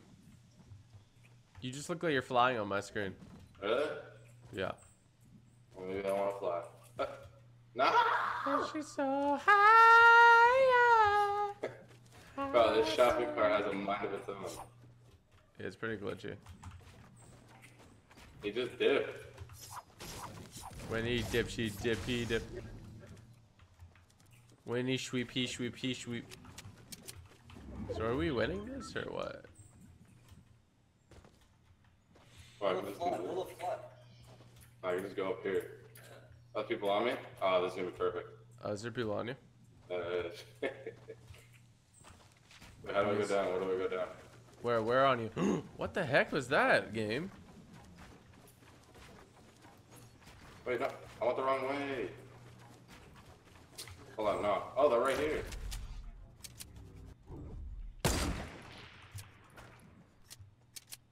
I tried to go for the no scope while flying.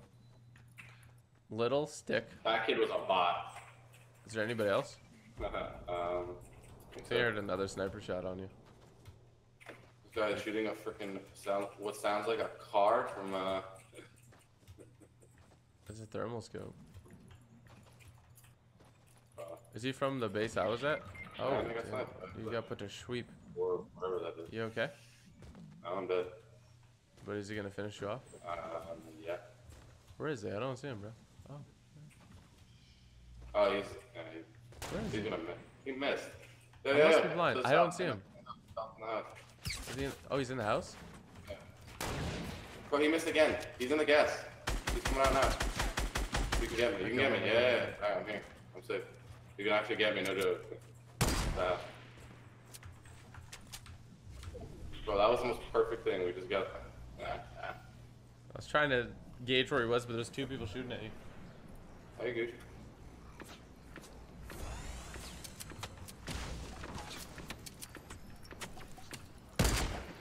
Oh, he has the blockbuster skin, bro. He's good. Oh, I just fanned it.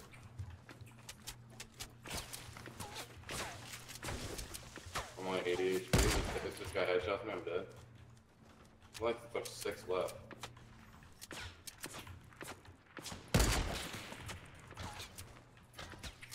Dude, you are too brave for this.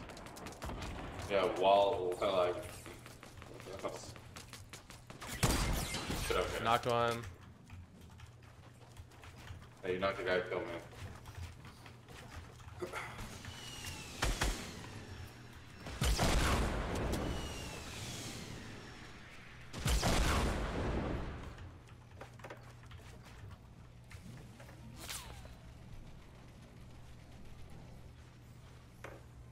We gotta run soon.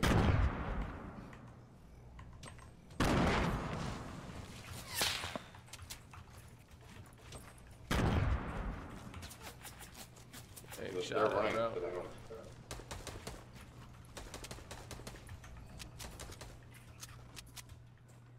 I have no shield. I have shield free.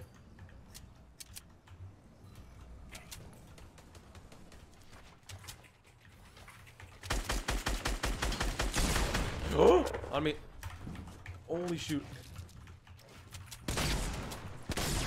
Oh, I absolutely own them. Oh, goodness gracious.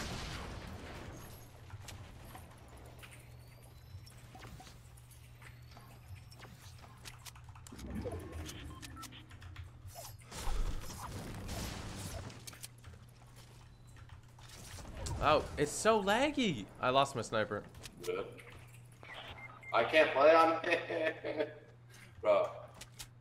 I'm probably going to be put to sweep here, dude. Do you think I got time for the zone or what? Probably not. I'm dead. I'm fully.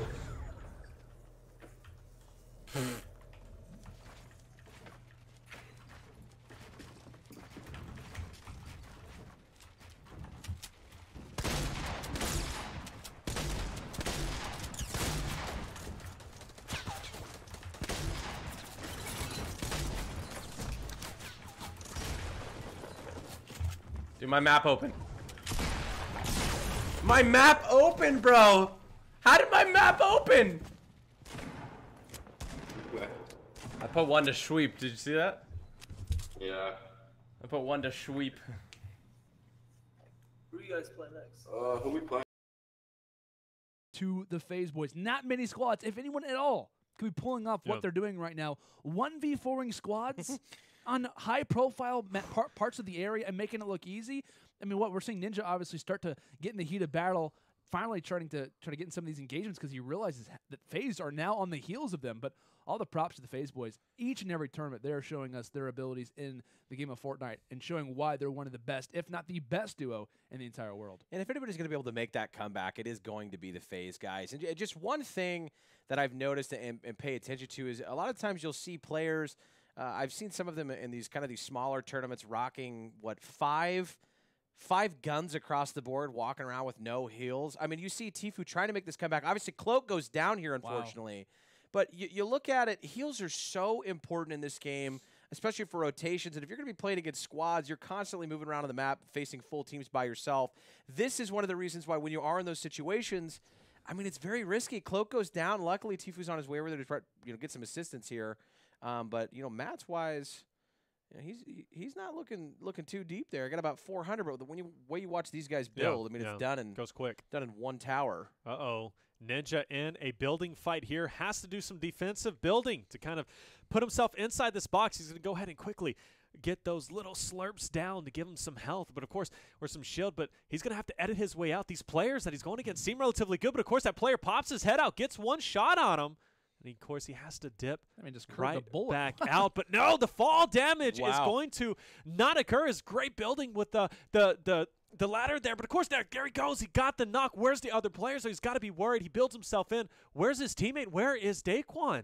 Did they split up? I think Daquan was just on the peak outside of the mountain of Tilted Towers, and just like that, Ninja finds another kill, the knockdown. So teammates are around here. Where are they lingering? The questions that I'm sure the King of Twitch is asking himself right now. But Daquan seems to be joining up with the FaZe boys, and I actually like this play quite a bit because all he's going to try to do is to silence a lot of the kills the FaZe are going to try and put out. This is not a typical strat, though, that we see from TSM. All four of the players normally are not guys to try to join up with the other squad. They're usually going to separate themselves kind of distance. But one thing here from FaZe that we're going to have to see come out again is that they're going to have to split. Of course, we see Tfue go for the res on Cloak. Has to happen because it's almost going to be impossible for Tfue to pull off this by himself with the amount of engagements left. So I like this play coming in from Daquan. He's going to silence at least one of them because FaZe in this situation, they have to split. There's no way that they want to have Daquan on their heels. They don't want a team of three. They want to either be moving with themselves. But of course, like I said, put Ninja by himself, It is kind of scary for most players, but it's Ninja. He's not going to die anytime soon. It was definitely scary for me, and I was just watching as he was inside that building fight. Like I said, these guys are going against typically a 1v4 situation, but I just want an attestament from Ninja's skill right there and his aggression. He came down that hill guns blazing to take out those opponents, and that build fight was phenomenally well done. I mean, you're talking about he was taking shots left and right, but still building and edits were on point. Still had time to get those little half shields in there and get himself up to at least 50 shield to come out and finish up that last opponent. But Ninja goes down there. FaZe has got to be feeling good. Still quite a few engagements, but now with Ninja up and, of course, joining the rest of the players here, it's a bit scary. Ninja and Daquan, at this rate, they're not losing this. Not at all. And actually, we see Cloaksy toss out a few of your nades. Ladies and gentlemen, if you do not pick up nades, just do it. If you don't have anything in your arsenal, if you don't have anything in your loadout, just pick them up, right? They're going to do some damage. They're going to help you out in some way. Cloaksy is showing exactly why that's the case. He tosses those out. That immediately eliminates quite a few of the mats, quite a few of the resources that enemy has. And we talk about how valuable resources are in the game of Fortnite at the moment, right? We talk about the ability for the pickup rate for them to be taken down, the damage that it takes for a lot of our regular weapons to eliminate the ramps too. I mean, resources are at an all-time high regarding how valuable they are in the game, and nades only help that.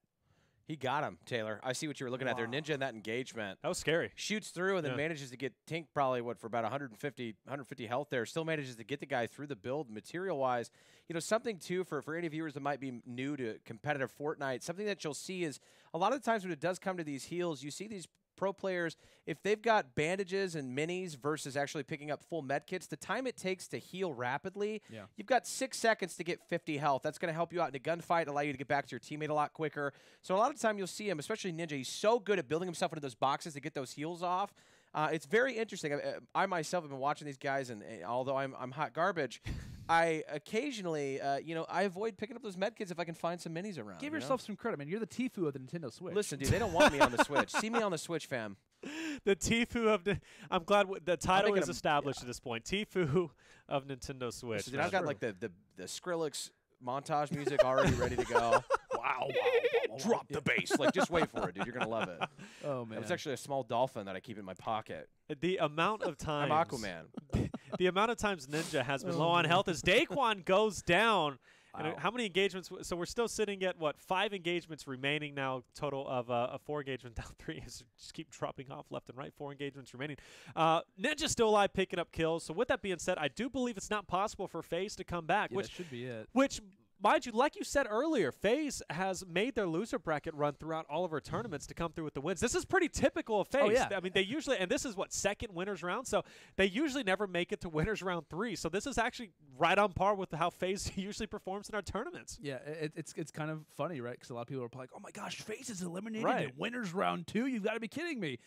Except that 3 out of their 4 tournaments, regardless of last week, 3 out of their 4 tournaments, they have not made it past winners round 2, yet they have not placed outside of the top 4 in any of their tournaments that they've played in.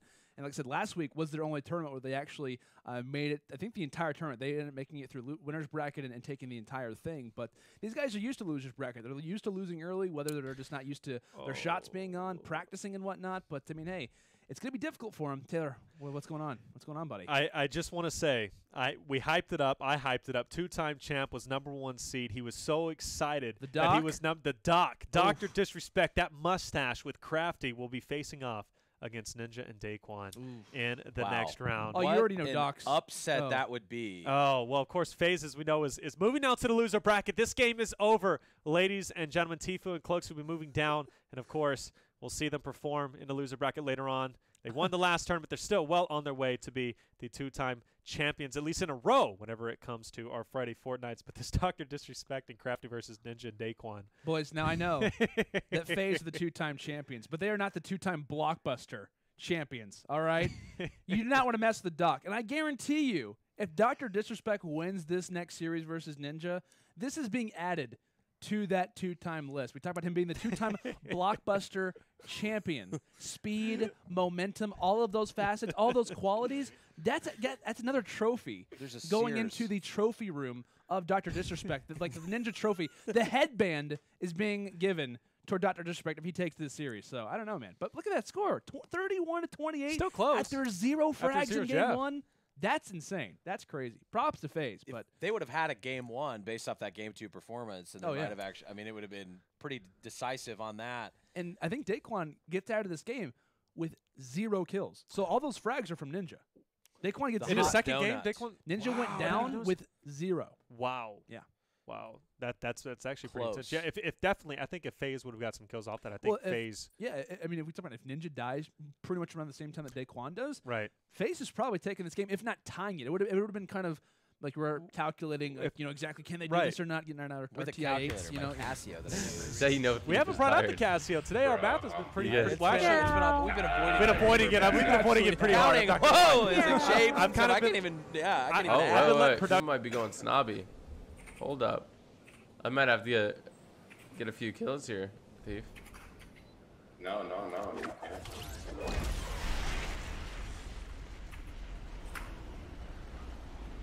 They're not going snobby, these cowards. Oh, they are.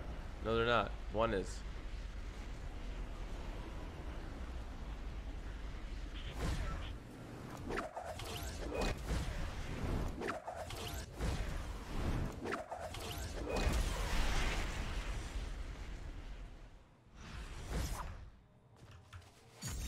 I found it.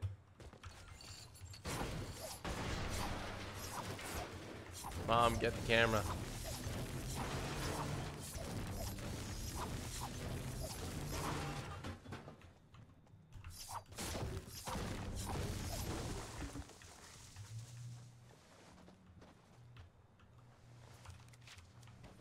I just slid into the DMs hard.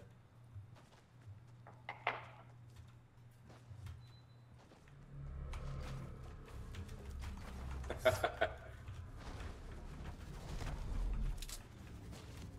gonna find this guy.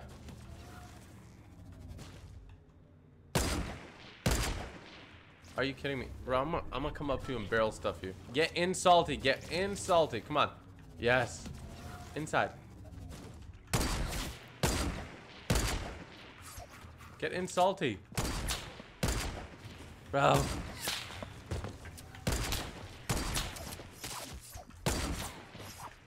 Ah, get over here. Get over here. Oh my gosh. There we go. Killed one in salty, bro. Is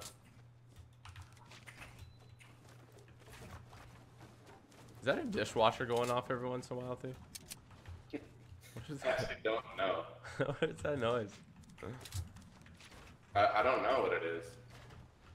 I've been trying to think. I just can't think. You hear that? Richard won, I think, so we're facing. Full 4-man lineup as well. Yeah, they did. So and I'm very excited to see how this match obviously progresses, but TSM, they're down early to Complexity and Liquid combination here for this series. And it's crazy to see 72 Hours playing as the Hamburglar, but Myth and Hamlin's looks like Hamlin's is actually going to be taken out already. Wow. Yeah. Oh, no. This is turning into a bloodbath at this point. Myth and Hamlin's had to have dropped early in the first game in order for this lead to have 7 happened. frags, you like to assume. Wow, yeah, 7 frags. I mean, come on, Myth and Hamlin's. I mean, these guys have been champions in the past, but then again, like I said, 72 Hours. Cole Holman, haven't seen.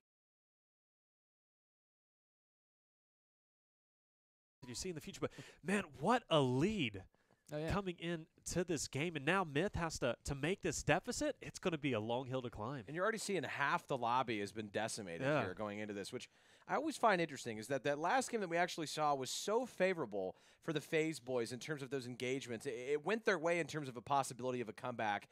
You're looking at this. I mean, with 50 people already out, you're looking at a total of 49 possible engagements. 72 Hours and Hawkman already spotting players here in Anarchy, which is just such a beautiful place to go, especially during the fall season. I thought about buying real estate over there. But Myth's got a lot of ground to cover here. Now he's just at the gas station. Maybe he's going to pick up a some Cheetos or something. Some hot Cheetos with nachos. Have you had the nacho cheese on hot Cheetos before? I have not, but I might have Takis. to take a quick trip over to one. I think I know what I'm eating on the break. I think so. I want some, please. I want some DiGiorno pizzas. Hey, listen, I got you with that, fam. Happy to announce that partnership on my end. A beautiful beautiful pizza folks over there making me feel real delicious all the time.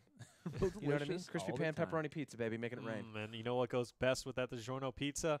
The G Fuel. To wash it down, baby. It's on 40% off with the UMG code if you go to gfuel.com. Absolutely, baby. And a little plug there, but matches is quickly getting away. If you notice, Myth still with 0 kills, not able to find anybody, rotating around towards Tomato. Hopefully somebody will be home. Then, of course, we see 44 engagements remaining, and this is it's a tough pill to swallow, especially for Myth and Hamlin. So, like I said, we missed that first round, and if anybody in chat can kind of update us, I know you guys go out there and jump streams. Let us know what happened. Early drop. Yeah, we'd love to know, actually. I really would, because I could only imagine where they would have landed. And Myth and Hamlin. Salty. I'm saying it. Salty is their place that they go to. They're not a tilted drop kind of guy. They also don't like to go Lucky Landon-esque kind of like risky reels. They don't like to go over to those areas. Salty is kind of the area they hit up all time. Yeah, absolutely. I got to say, I saw Myth's interview actually from the charity event that was out there at E3, and I just love listening to this guy. Seriously, such a positive influence in the community, and I thought it was so funny because he was totally in the competitive mindset when they were asking him, like, you know, what's your strategy for this? And he just very open said, hey, I'm playing aggressive if I need to play aggressive, and I'm playing passive if I need to play passive. Yeah. And he kind of broke it down basically just by saying that there's not really a correct way to play. It's basically whatever the moment is, whatever the game is, and what's at stake. So, of course, if he could continue to avoid falling off builds or having him it wasn't his lower fault. layer, it was C forward. Yeah, that was it. No, he'll be good. Yeah, I think in that interview he was like, it's the finding the balance between aggressiveness and patient play is the key to a W, and that's without question the prime example of what it means in this tournament, to kind of have that middle ground of what it means to kind of play the game of Fortnite. So definitely agree with you in that situation. I actually wrote down that exact quote. Did you like, really? That's inspiring. From the, what is he, only 18 years old, 19 years old? He's only 18, 19, that's yeah. I mean, what a great example. What's this game rated? For players, or for I think people E who for are watching everyone. this game, right? What is this game rated? I actually don't know. I think it's definitely E for everyone. I mean, because we could see all ages competing in tournaments. Well, we've already seen a 13-year-old in their Saturday Fortnite, now 14-year-olds, which we saw tonight. Winters is what he's playing with Vicstar because Tenny is unable to play, at least in this tournament. So, I mean, we're seeing all ages compete in these tournaments. But I also want to give a testament, too, with how polished Myth was when that interview was. I mean, he's very well-spoken. Yeah. I think he's a great example for, younger guys, even – kids trying to get into the scene. I know we've all probably been introduced to the esports scene by multiple, main figures. It looks like Myth does unfortunately go down in this scenario, but like I said, he's a great example for when it comes down to, like I said, I know we all kind of come from around the esports background when it comes into first-person shooters. I know one thing that was great for whenever I was trying to show my parents, like, hey, this is esports. Like, this is the future of what I'd like to do with my career and whatnot. A major factor was trying to show guys who were having a lot of success in this field. Nadeshot was one of those guys regarding the, Call of Duty community, which was, of course, where we kind of come from.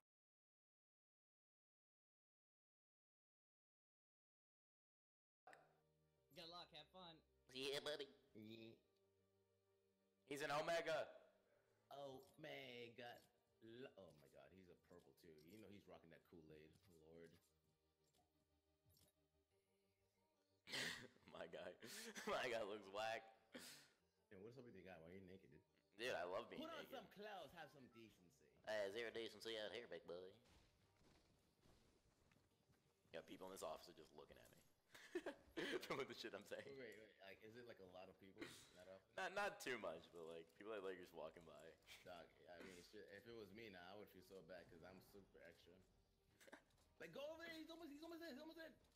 Yeah, that's why I'm talking super low. I wouldn't talk loud to me. Like, yeah, you about to see my big. Oh, hold on, I gotta look at the map. You go Shifty again. Okay. Shifty Sheriffs.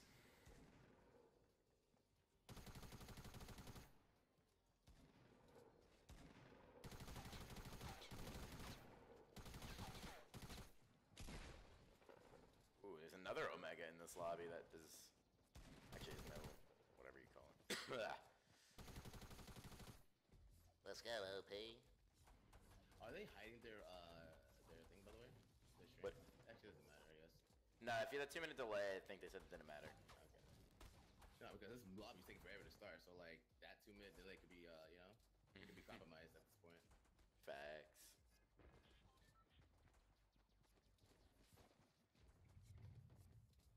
I wonder if people are landing risky reels for the. Unless did they say in the rules you can't? Because there's a challenge there for just pickaxe only. Say again? There's a challenge at Risky where it's like literally just do pickaxe damage. Dude, I have no idea, man. You're asking the wrong. I just know of things. I don't know if they're right. All right. Got out early, very early. That's fine. That's fine. Perfect time to get out. Actually, I think they're going to. Yeah, they definitely are. Yeah. All right. You can go salty if you want. All right. Do you want to? You want? I mean. No, it's just play. I'm committed. Yeah, I'm too committed right now. Yeah. All right, we got a team here. They're coming. We got a team. I got out really early for a reason too. So let me see here. If we got final gun real quick.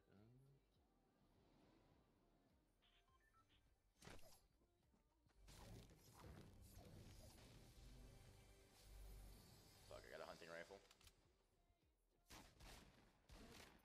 Nice, dude. How you, dude? Are you good? Yeah.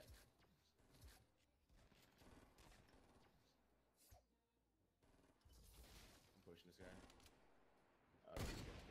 Guy running away at RV. Okay. I'm pushing this guy right now. He has. I mean, I feel like King is gonna get that too. There was a shield. Did he not die? Oh, he didn't die. Fuck me.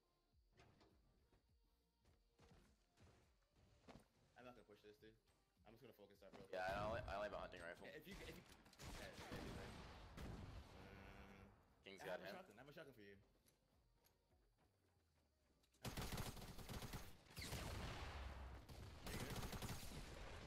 Fuck, he got it. Come here. Come here.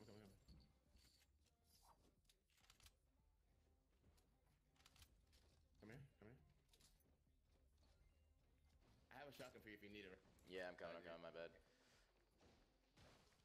Just try to farm up really fast as we can right now.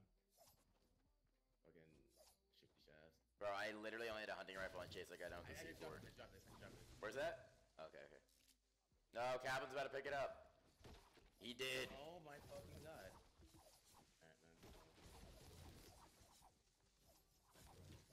I have like no guns, to be honest. Homie, I can go back in there. There's a shield. Yeah, there's a shield in the basement. I have a shield, but I'll pick that up actually, because I'll put the two. You picked it up? Okay. No, I'll pick it up now.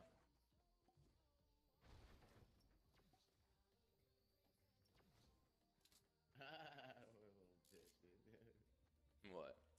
I was gonna get the shield, and he literally like watched me. No, that was me. Back. Am I an idiot? Bro, you're calling me a bitch. What I do? Oh my god, I'm off. Dude, we have to go. Yeah, we have to go. They're gonna be racking. Wait, where are we going, by the way? Are we going greasy already? We could go greasy. Yeah, let's go greasy. Yeah. This guy here. Right here. Shot her. Okay. Got him. Then go down. Good stuff. I'm gonna get that pump. Got it. More greasy. Bro, I don't even know where that guy came from. I think he gave him greasy, honestly. He died by himself too. He probably was the Cabin just got 4 kills, I think. Okay, hold on. What? He mopped the team. Let's try greasy. I think it makes sense, right? Yeah, but it's always a hit or miss.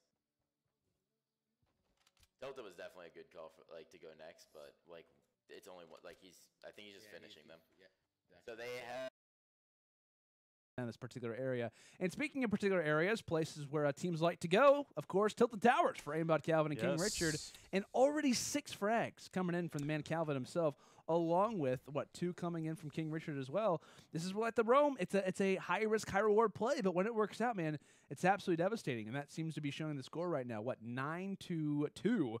A 7-kill advantage. Of course, the quick arithmetic does work out for me in this first situation. Incredible math, Landon. And one of the things that you're going to see here, too, is that common burst, extremely underrated. If you're able to connect those headshots, it just absolutely, it'll just murk them. They don't know what's going on. They're thinking they're just drinking their slurp juice in the middle of the map, which, honestly, for whoever that opponent was, kind of a weird position to just be thinking it might be a good time to heal. But, last night, I did the same thing right in front of Taco and then got blamed from somewhere on the south side of Tilted. But 3 kills, already 6 there for Calvin as well. A nice little lead for them going into this game. But, of course, we did see that little bit of a non-populated area drop from Avery and OP.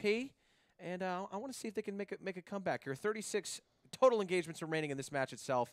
Totally possible. Yeah, interesting enough, Avery, OPSCT, are going to be heading over towards Greasy, which is something we saw a little bit earlier, but I'm sorry. I'm just imagining Legion singing all these like new song covers with the wig. I just had the visual pop in my head, and I'm sorry. I was not listening to anything you guys just said. After the boys of summer. Yeah, I got you guys. Oh man, sorry. Go ahead, Taylor. No, please continue on. I feel like I'm being serenaded by the two most attractive. Did you see the shot through the build there, by the way, from King Richard? Yeah, that's not fair. So that's one of the things that's been happening recently. Is shots have been going through materials as well as glitching through materials as well. That's something I'm just laughing at everything that they've been thinking about. Yeah. Oh, look at that! What a shot! Insane 128 meters here. King Richard doesn't even have a facial expression for that. He might actually be the robot here. He is the Crim 6 of Fortnite. You see that reference there? I threw that in there for all the COD fans there in the background. Look at that nice heal from his teammate, just completely oblivious to the fact that there was a jump pad going on. And he's got the thermal. We see the gold thermal, Taylor. I think we will see the gold thermal. It's definitely coming through, and I believe in King Richard. Oh, and they also found a purple one as well. So they're going to have 2 thermals. Oh, they're gonna have a purple slurple in the back pocket here with the gold as well. I want them to just double team, just one guy, just boom, hits him with dual thermals. Can we just I can't wait to see 11-2, boys. I just want to point out the other team had those weapons. The other team had those weapons, and they were shooting at King Richard and not hitting a bullet. And King Richard's like, yeah. There happens to be a ramp. There happens to be a very tall tree next to you, but I'm not actually going to miss. They're playing with the Joy-Cons right now instead of a Pro Controller on Switch crossplay, so that's not their fault. Here we go. Thermal first. Aimbot Calvin putting it to good use, getting some shots there while King Richard is going to push up. Both of these players, doesn't seem like we have the person breaking down the walls. They seem to both be pretty aggressive, pushing forward. So we're not seeing those typical rolls. Oh, my gosh. The casual 360 from Calvin. Loving what I'm seeing. No big deal. He hits them all day. He does.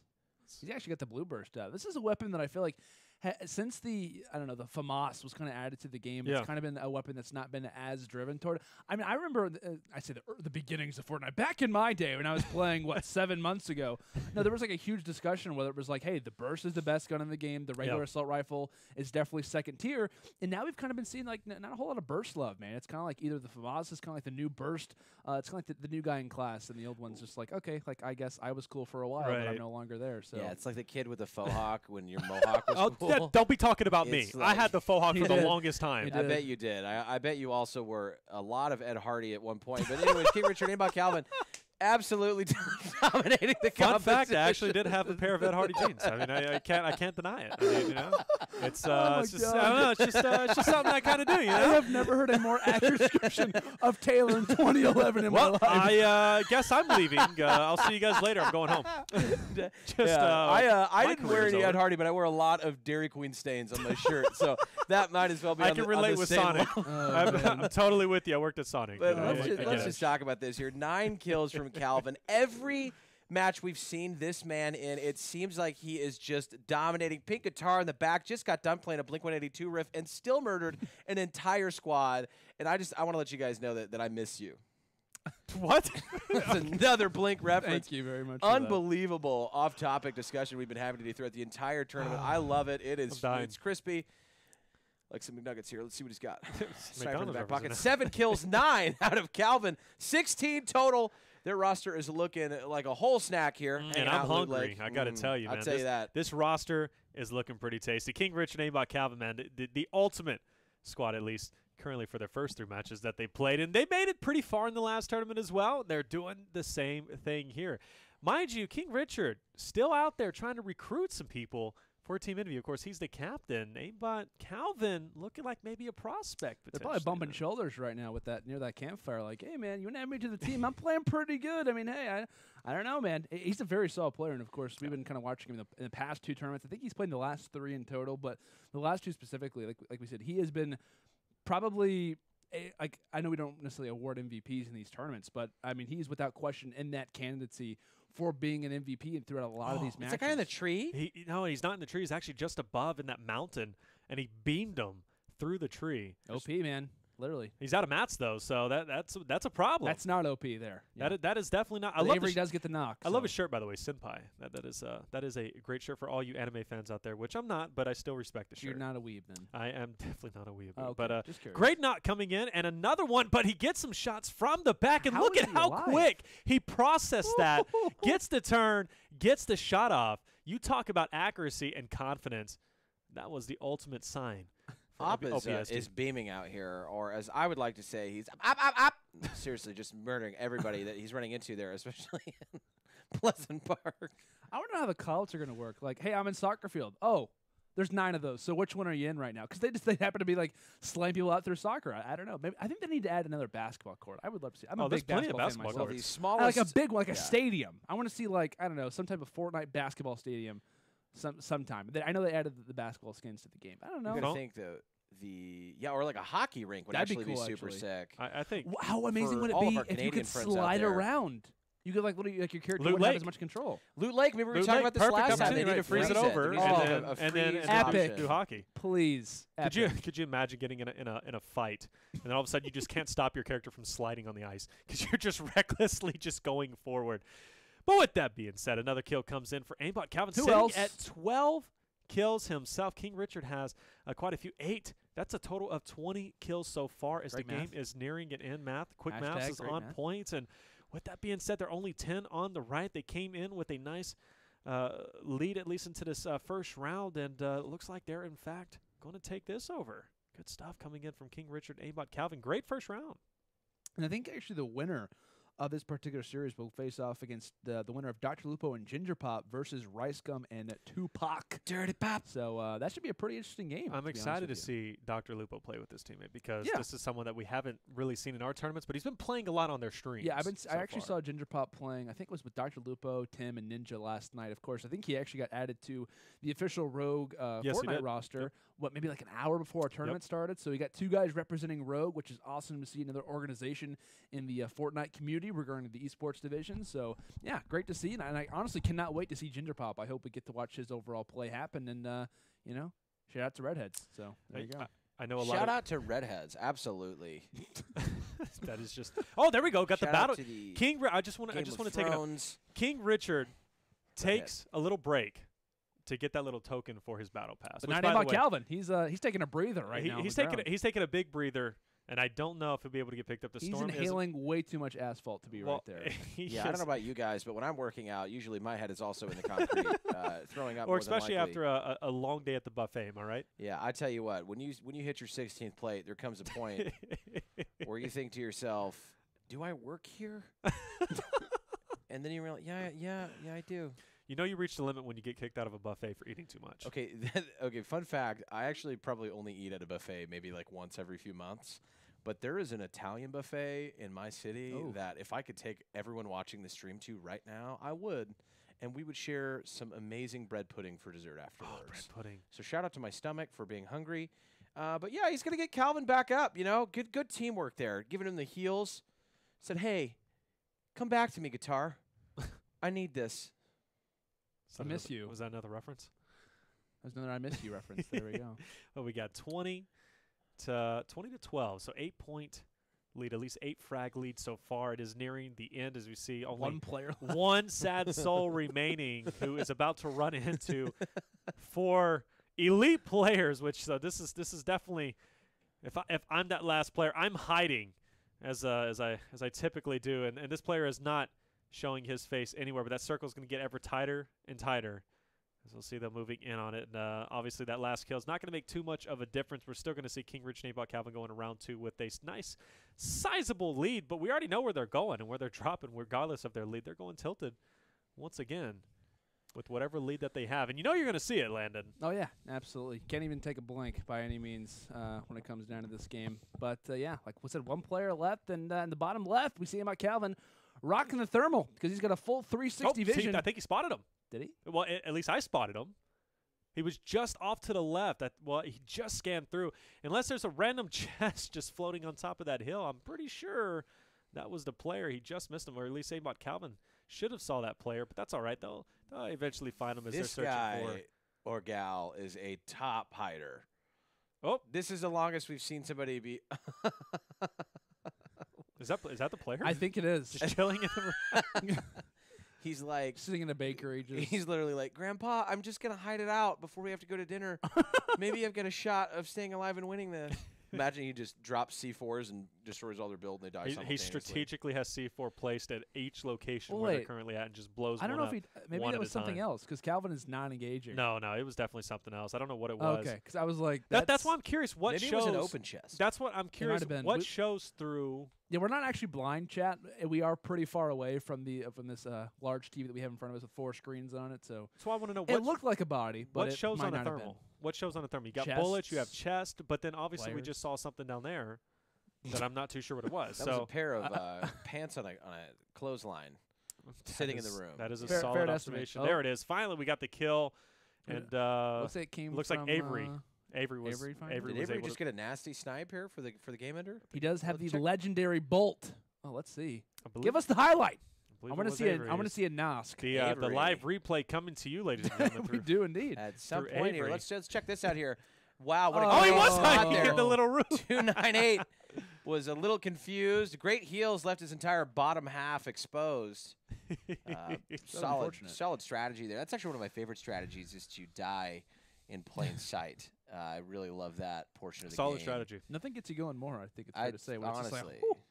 Strategies are out. It's like listening to the Adams song on a road trip, I'll tell you that. Yeah. Definitely not bored I mean, you pretty much are bored to death when you're sitting in a room like that. So I may or may have not been Google searching Blink-182 songs while we did not have our faces on camera. So I'll tell you what. I like the references. The lead singer of Good Charlotte actually said that Taco Bell was on him the next time I was out there. Really? So, yeah. It's just kind of a weird childhood dream come true.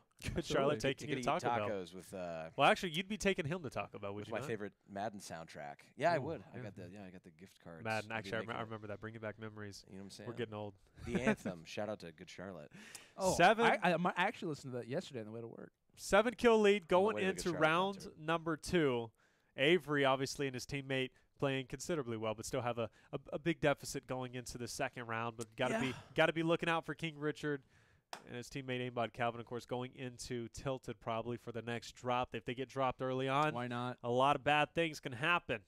Trust me, a lot of bad things can happen in Tilted. Speaking from experience. Speaking from experience. I'm telling you right now, if you're watching this, bad things happen in Tilted. That's a great little. In 77. Can you say in a world quick? In a world. In a world where both teams drop Tilted. What happens next decides the fate and future of human civilization. Next on ABC Family. Wow. That's going to be the next. You are a man of many talents. That is the next intro for the FORTNITE movie, which is hitting theaters near you, by the way. I just Friday FORTNITE. That is it right there. But guys in the chat, let me know. Who do you think is going to take the next round? I'm definitely curious, and I'm going to go ahead and go to my handy-dandy iPad. Your brackets. Was that a Blue's Clues reference? It definitely was. It's just I upgraded it to 2018, handy-dandy iPad, because, of course, we wouldn't be using notepads now. Well, Blue's Clues was off the chain. I'm also trying to think of a reference really quick. It's pretty hard to do, right? It is. I used to love Blue's Clues, to be honest with you. I had the little, speaking of the notepad, I actually had a little one whenever I was younger, and I used to draw on it. That is so my cute. parents would be watching. I had a blue dog. Yeah. Oh, did you? But it wasn't in my intentionally brain. was It it? wasn't real. Thanks, Peter Pan. It's all right. Let's give you a little update on what's going down in the losers bracket. KYR, Speedy, and Sidearms are out of the tournament. So I know you got excited there, and I just wanted to break some hearts. Feel free to snap the headset. Honestly, I wouldn't blame. Because I don't know why your initial reaction was to go yes, but I mean, come on. Thought you were saying they advanced. Nope, they did not. Yeah, advance. you were honestly pretty hype with that, and they totally lost. They got destroyed. They got obliterated. Plot twist. They got beat by Reckless Slaps and CD into third. That's a solid team. Yeah, it is a solid team, but they're going to be playing against Vicstar and They Winners. got that Gears of War chemistry too. They definitely do. Vicstar and Winners is going to be their opponents going into the second losers round, and that's remember Winners at 14-year-old. I'm kind of curious to see what's going to happen. As now we're on the screen, we got some heads up plays coming in. Face Tifu, face Closey, Nick A30, and One Shot Girl. This looks pretty familiar. Tifu, Cloaksy, Nick A30, and One Shot Girl. This is actually the team who tied the squad's record for the most kills in the game at 53 kills. So if we know anything about frags, this squad is the one to do it. So definitely be looking out for, man. That this could be a team to really put up some numbers in this game. Could definitely be neck and neck, which, like I said, Tfue and Cloakzy, they're known for being the losers bracket, so that one is pretty interesting as well. But regarding some other series, I think one that could be, decently interesting for sure is got to be 100T, of course, Brisker and Parallax facing off against FaZe J-Amok and Zuckles. J-Amok personally would be, to me at least, one of my favorite pros to be looking out for in the FORTNITE scene. Of course, one of the many FaZe clan players that we have, so that could be a pretty interesting series as well to be looking out for. And Nick Merckx versus Scissors and Valkyrie. Yeah, that match. That's going to be exciting. Yeah. Valkyrie made a lot of waves at E3. A lot of players were tweeting out. She obviously is one of the top females. We have, One Shot Girl, Valkyrie, Chica, Danny. Danny. Yeah. And then who else do we have out there as well? That at least I know that's the top 4 currently that we have for the There's quite a few, to be honest. There's quite a few that are at least coming into the scene that are really good, considerably good. And we've seen a couple of them throughout the tournaments. I don't know who the best is as of yet. We could talk about the best. At least Tfue, we think he's one of the best. But, of course, there's quickly the competition is rising up quite rapidly.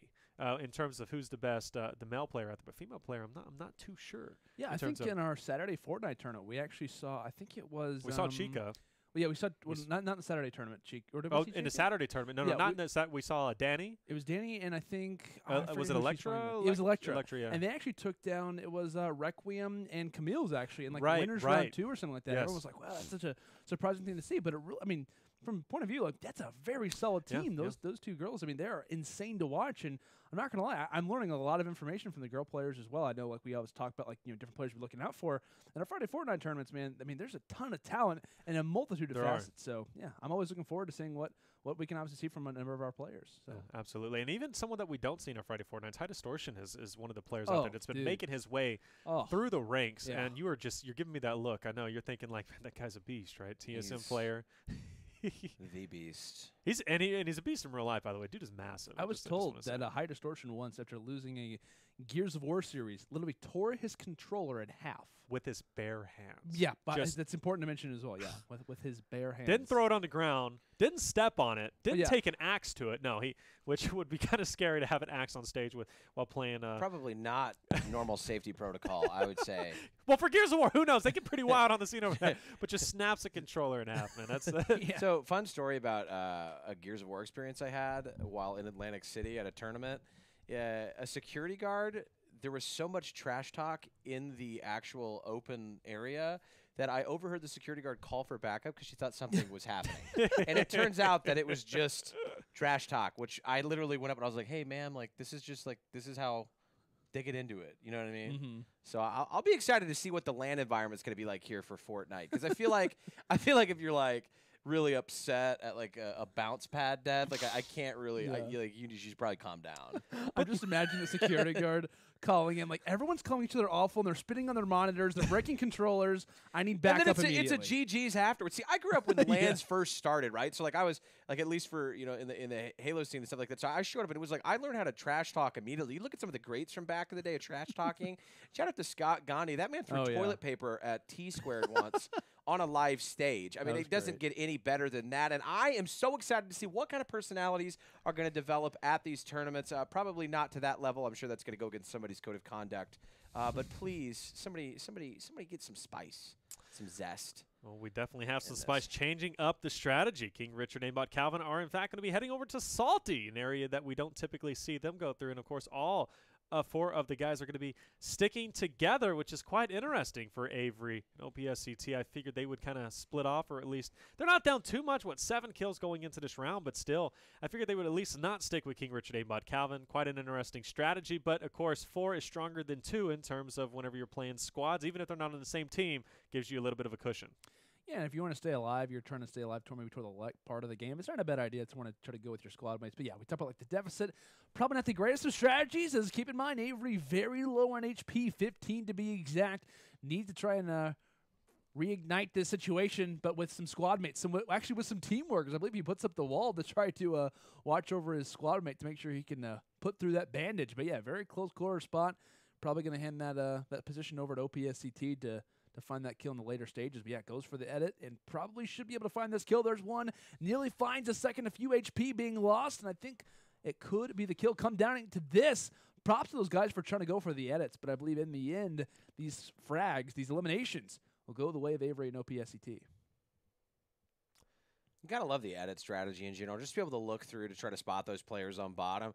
I mean, if you just open that up, they're expecting you to drop. They're not expecting you to have a reverse strategy. And as we've seen so much, especially from Cypher's gameplay, that bait and switch with those edits where you're literally timing it perfectly. You're dropping a wall, waiting for it, let them put it up so that way they destroy their own and then getting those one pumps with those shotguns. I mean, I can't even think that fast to be able to do that. And I just want to point out, too, if you're looking at King Richard's screen, you notice Avery is down, so let's pay attention to Avery. We knew that he was low on health, and there is a shot from the top. Will, in fact, take him down to a low amount of health, but we do know he is, in fact, going to get res and at least be at 30 health. So almost a quick ending for the team of Avery and OPSET, but they are, in fact, going to live to tell the tale to pick up some more kills later on, as we do see the teams, in fact, are going to be spreading apart a little bit. Going to that triangle you were talking about now, hitting up Dusty Divot, which is the center point of that. And from there, they may, in fact, rotate over towards Tomato, which that is definitely in their trajectory. But first, they got to get through these people in Dusty. And there was a lot of people, or well, the entire Fortnite community, rather, who was like, oh, Dusty Divot, not a huge fan of this, addition coming in, obviously from the, prior Dusty Depot was probably one of my favorite landing spots to go through as well. When Fortnite had the, obviously, the massive changes to the map and whatnot. But actually, this acts as a great thing when it comes down to the competitive scene regarding the ability to go toward different areas. We talk about the addition of Hop Rocks as well.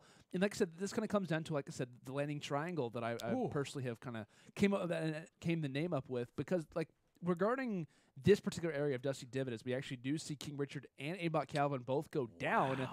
Like I said, this area acts as an interstate, and we talk about interstates, they're pretty crowded most of the time, and unfortunately for King Richard and Aimbot Calvin, they happen to be getting in the area where there's quite a few enemies lingering, and they don't see the kind into it. Now, one thing I want to touch up on. Now, these guys are literally spawning into a public lobby, which leads me, I'm going to talk a little bit about the Battle Pass. Why am I bringing up the Battle Pass in a competitive setting? Well, because they're in a public lobby, you're going to run into a lot of players who are trying to earn those Battle Pass Battle Pass levels, which in case, I believe there is one now for Dusty Divot. What is it? Searching Chest, also getting Pop Rocks. So a popular spot has been Dusty Divot. In our previous tournaments, we've seen Dusty Divot has kind of been a little bit quiet. A lot of players have been going there, at least in terms of rotation-wise, but they haven't run into a lot of players. We just saw King Richard Aimbot Calvin. They go down the Dusty Divot. They're running into those players who are trying to get those achievements for the Battle Pass, which means it's going to be a hotly contested area, and one of the areas that they got to watch out for when they're rotating through. Notice, though, they did come into the 7 up. Now they're currently only 3 up, and with these engagements left, unless something bad happens to Avery and OPSET, they could overtake this and take this victory.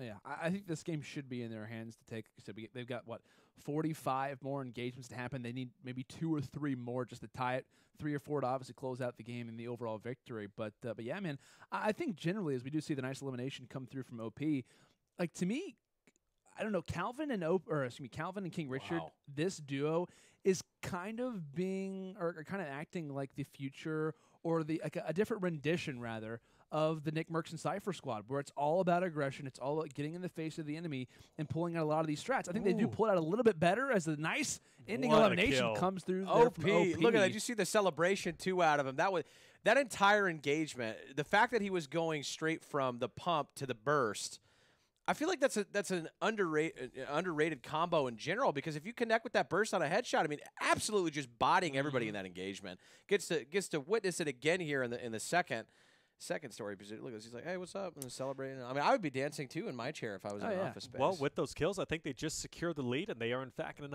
knock King Richard and Aimbot Calvin down to the loser bracket. So, I mean, come on, what a turn of events. They came into the round 7 kills up, but unfortunately get taken out. As you see, that's, of course, the final score 21-20, as, of course, they could have got more kills, but they've already overtaken it, and there's no reason for them to continue to get more kills. But this is a team, right, that came in kind of last minute. Avery I was actually talking to him at least yesterday, asking him, are you going to be in this tournament? And he said, unfortunately, I don't think I'm going to be. I don't think there's a spot for me. I don't think he had his teammate Noah J. But picks up OP. Seems like a good pickup, obviously. They're moving on in the winner's bracket. We talk about like streamers for TSM and whatnot. I think I saw someone tweet out yesterday, like, can TSM leave like some talent for the rest of us, because they've taken so many top players, so many top entertainers as well, and it happens to be a nice rendition when you got a guy who is amazing at the game, but also happens to be a very solid entertainer as well. Of course, in OP, we talk about guys like High Distortion along that too, Crafty. I mean, there's so many streamers that TSM have, and a lot of those guys are obviously in our tournaments quite a bit of the time, and obviously placing very well also. So I think it's a great pickup that Avery gets. I know it was kind of last second for him to not have his regular squad mate Noah J, but like I said, man, OP, he's a great teammate to have, and he obviously showed it in that highlight play toward the end of that last series.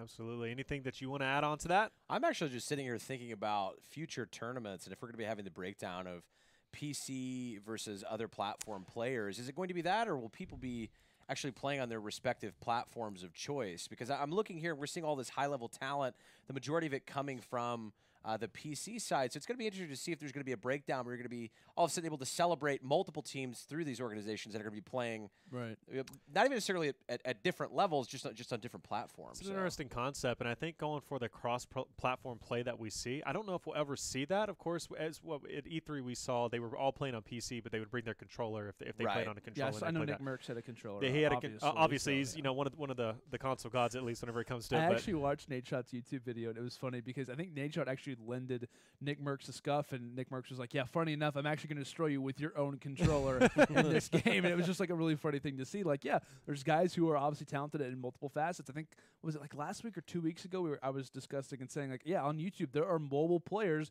who have 500, 600 plus victories. Yeah. Obviously, we got Legion, the best Nintendo Switch player in the entire world right now. Ranked #1 in my house. So if you guys, it's like, it's not a big deal or anything. I mean, it was just like solo after solo. So I think it would be interesting for them, obviously Epic in the situation, to like want to dive into that. It's not necessarily expected, but I think it'd be really cool if we saw a mobile tournament, a Nintendo Switch tournament, a PS4, Xbox, rendition. Kind of limited, Yeah, I think it would be awesome to see where it's like, you know what, we've got the top players in the world playing on their respective platforms. Not sure how that would work, but I think it would be interesting, tournament to dive into. It would be fun from a analyst, spectator, commentator point of view to be like, yeah, this guy's dominating on his Nintendo Switch versus a guy who happens to be on a keyboard. It's just what he prefers and what he's best at. So I don't know, man.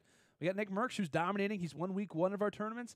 Console guys, the top tier of them, can absolutely hang with some of the PC boys from time to time. So, it's my console side coming out of me. I'm not going to lie. You play on PC, buddy. I actually just happened to get a huge mouse pad that happens to say like PC Master Race on the side, and I love it, but at the same time, it's just like such a nerd. Console, man. I love it, though. But, yeah. PC I use faux sheepskin for my mouse pad. That's cool. Yeah. Well, DPI must be very high on that, I'd imagine. or very low, too. All right, guys, we're going to go to a quick little break, but when we come back, we're going to have more exciting action. Don't go anywhere. We'll be right back.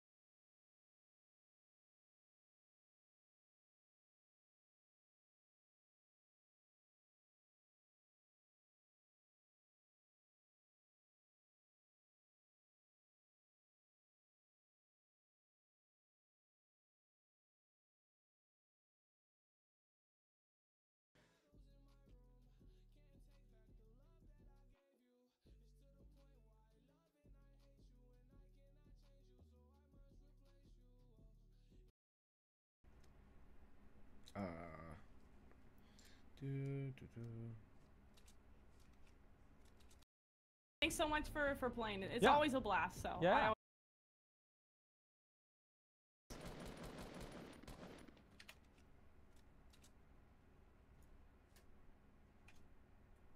The heck is that guy?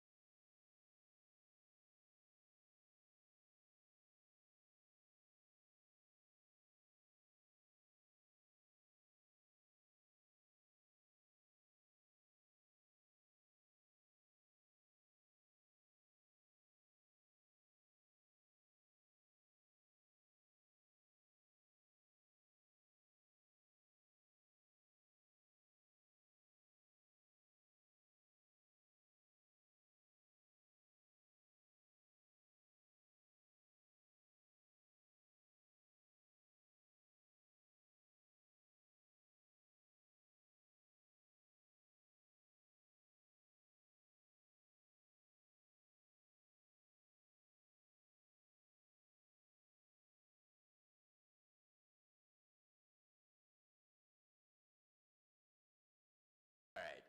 Well, now if you guys know why I get thrown through a table tonight. OP. I literally did the same shit to Ninja, dude. Don't worry about it, man. You know what I mean? And Ninja's like taller than me. I kind of warned you about this. They're leaving me. Go ahead and go to the bracket so you guys can see it for yourselves. Guys, Dr. Disrespect and Crafty have in fact made history. They have beat Ninja and Daquan, and they are now going to be going up against Domentos and Mongrel, who beat Liquid 72 Hours and Cole Hogman, which that was a dark horse team we talked about. And then Rice Gum and Tupac is going to be going against Avery and OP. Now that's the match we just saw. We saw Avery and OP play in the previous match as our HM software control. I just want to know, you guys, that is what we look at whenever we're controlling the streams, and trust me, it's intense. But Rice Gum and Tupac have made it to round 4 winners to play against Avery and OP. Dr. Disrespect and Crafty have made it to round 4 to play Domentos and Mongrel. Whoever wins that will move on to the semifinals to play for the winner bracket match. At any point in time, did you expect the winner's bracket to look like this? No. Yeah. No is the answer to that question. Now, we talked about, I'm not going to lie, I was just totally spaced out of the fact that Dr. Disrespect has officially taken down Ninja.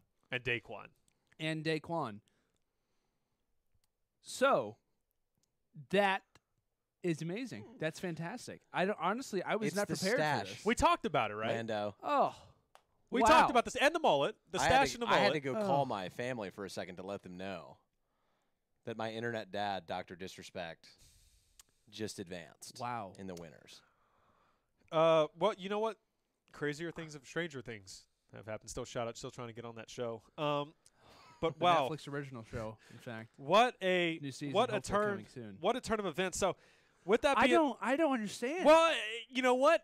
Every dog has his day, and you know what? I gotta say, like, this tournament is turning out to be something. Yeah, blockbuster champion. Yeah. I think it's 93 and 94. Apologies, Doc, for not knowing the exact same years. Yeah. Back-to-back blockbuster champion. Speed, momentum is what won him that last series versus Ninja and Daquan.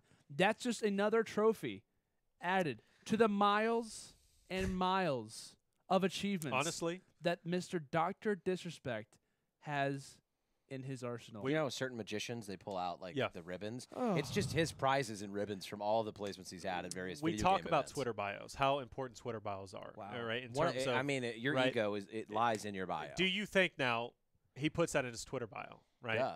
Honestly, I think he was expecting to win this. So I think he was too. I think it's already there, to be honest with you. I think it's already there. 3-time champ, well, 2-time champion, now Fortnite champion. It's just one of those things, you know. I don't know. But hey, it's just another trophy, you know, just another day. It's just another day like for to him. us, we're surprised, but to Dr. Disrespect, it's probably like, hey, like, oh yeah, I also need to go. I'm not even surprised, Landon. Yeah, he probably just like, all right, that's it. Yeah, well, it's cool. I got to tell you, just not a big deal.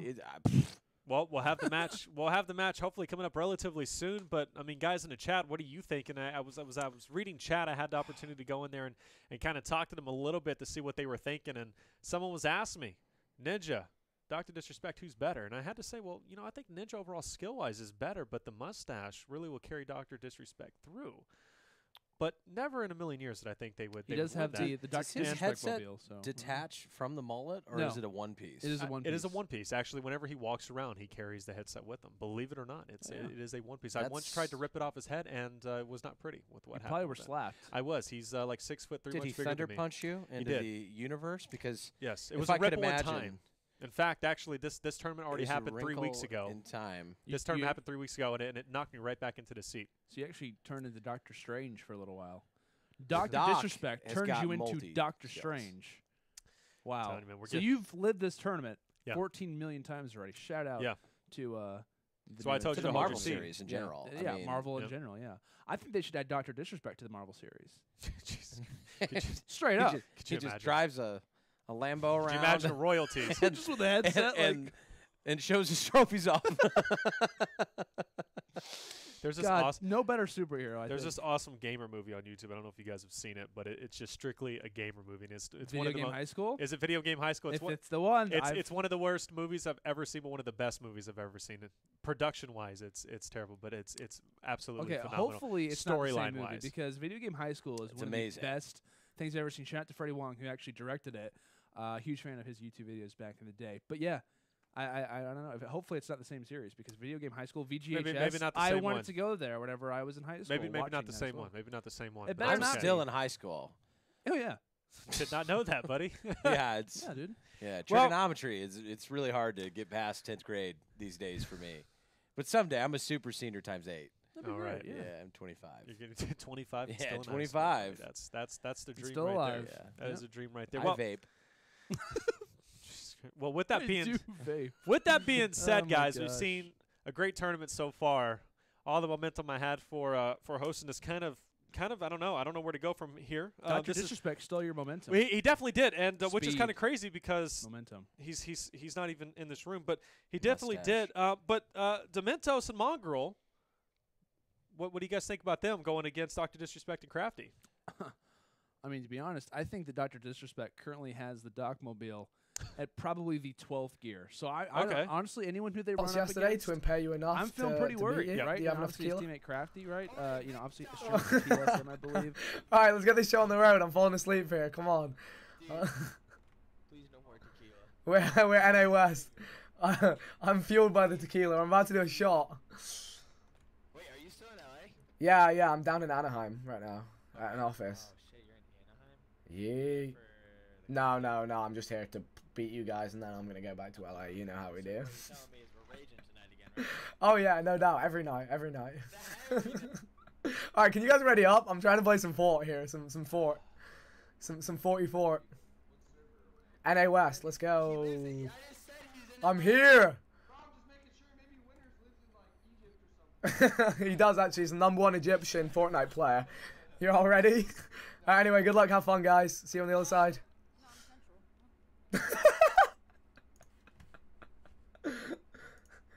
All right. I was trolling. Yeah. Yeah, I know. Dude, that should be your new thing. The #1 Egyptian Fort player. No, I'm kidding. All right. Cool. So this plane.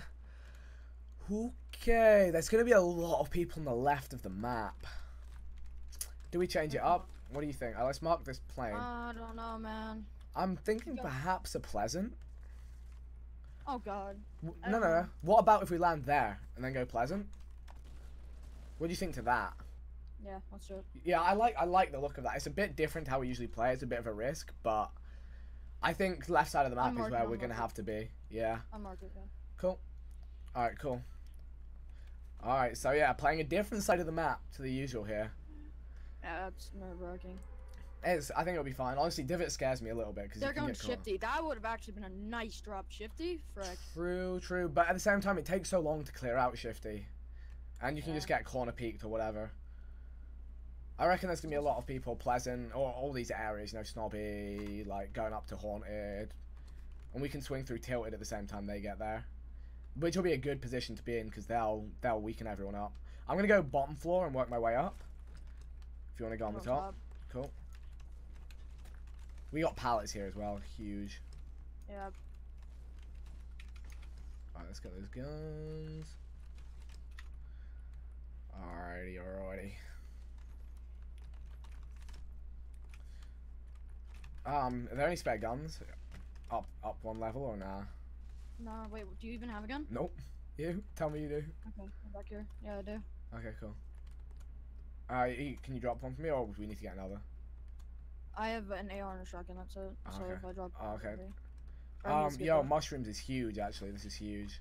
Let's eat all these. They haven't done anything yet. Okay, here. 2 chests. Nice. What's this as well? Is this a blue scoped AR? Cool. Yeah, I can use that to sit on the back lines. There. Alright. Yeah, I'll take this SMG. Give him AR. Okay, here's a scope. Dude, you pretty much got nothing. Yeah. No, I'm good. I got good loot. Oh, this is good. Let's pray. Alright. Tifu's low. Tifu's I know. Okay, so. Tifu dies, we just need to get a lead. Okay. Alright. Do we, honestly, given that he's eliminated, let's eat all these. Let's get full shield. Let's eat all these mushrooms. Let's play a little slower. Alright. Tifu's definitely need some heals. Yeah. Okay, cool. So yeah, I got a nice loadout. I got like more of a ranged loadout. So I'm gonna let you kind of go on in. I'm gonna sit on the back and tag people with scoped ARs. I still kind of have a range loadout unless I get another comp. Do you want a hunting rifle? Nah. Okay, cool. I'm good. I'm getting all this shield because there's no reason. Tifu's half HP. Yeah. One semi-decent player rushed him, he's gone. Yep. Alright. I'm just getting all these mushrooms I can see and then we go. Alright. Let's get to retail now. Pleasant, my brain. Okay. I've actually never landed here since the mushroom update. It's lit. There's some more ahead of you as well. Yeah, I could use those. Yeah, you should. Yeah, I've got loads of shield. Alright, this is cool. I'm feeling good now.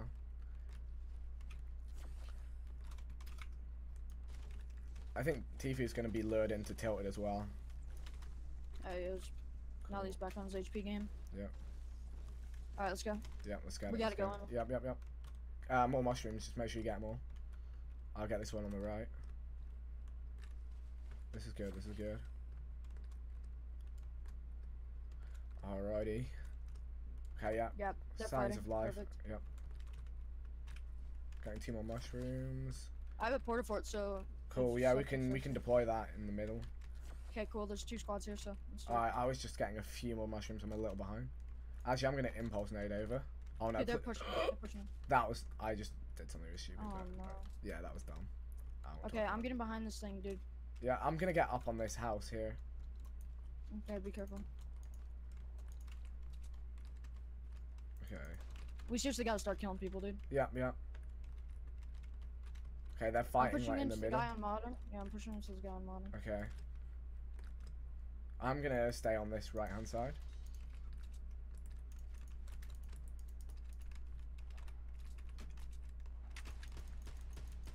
I'm putting down pressure. You got one guy up above you. Tagged him twice. He's running back down.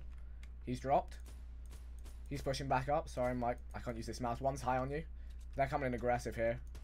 I'm dead. I'm trying. No. Keep building up. I'm gonna try and. Sorry. I'm tagging him from the side. I stuck one. Nice. Knocked one. I just tagged one. I think he's gonna drop down. Yeah, my shot's all over the place right now. One's running out to the right. Sorry, I'm really not in a good position to help here. I'm going to push up, actually. Sorry. Oop. I'm coming through. Alright, I'm on the way up. I'm out of match. Knocked one. One's above me. On me. On me. He's on you. Yeah.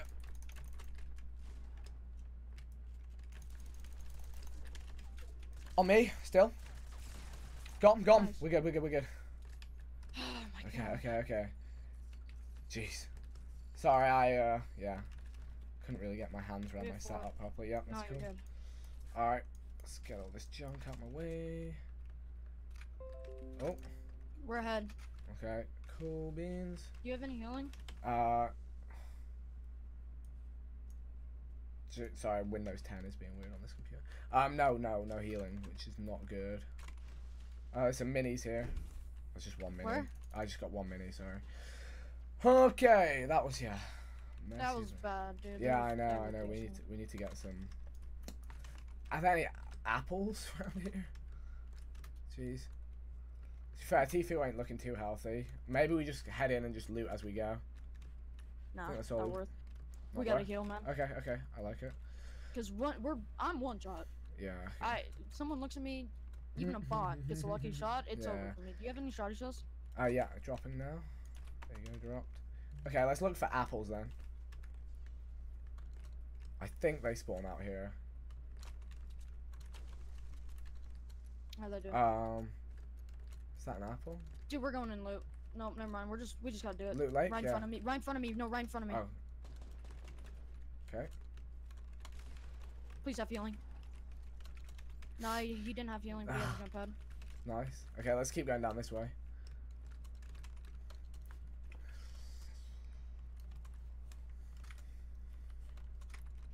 Oh, Tifa, you ain't looking so hot, brother. Oh, that health though. If we can just get any lead right now, that's all I want. Yeah. Where are the apples?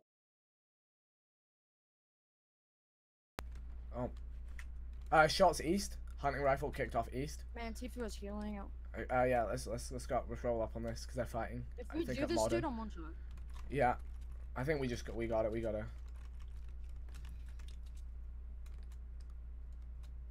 Okay, there's one guy who's. Oh shit, we gotta go in the zone. I'm padding. I'm getting out of here, Okay, I'll come with you.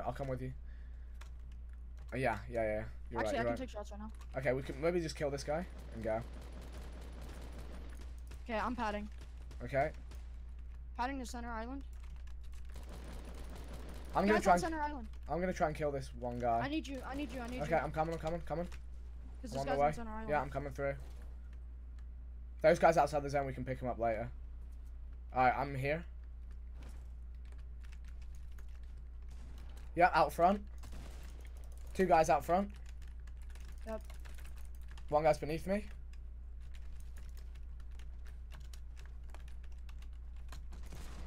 Oops. These guys are AIs, but they hurt. They still hurt. I can't shoot right now. I can't break this tree in front of me.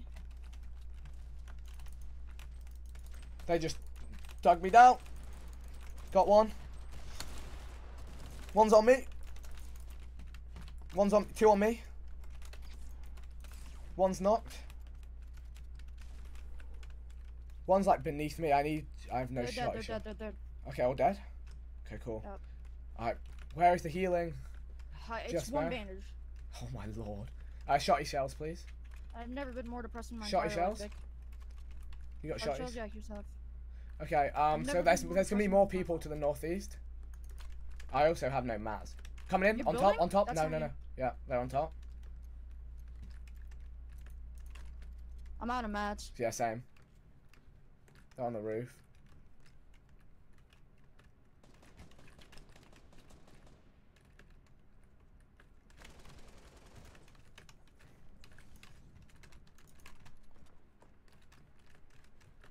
One's by me, tagged him for 98, but that's all I could do.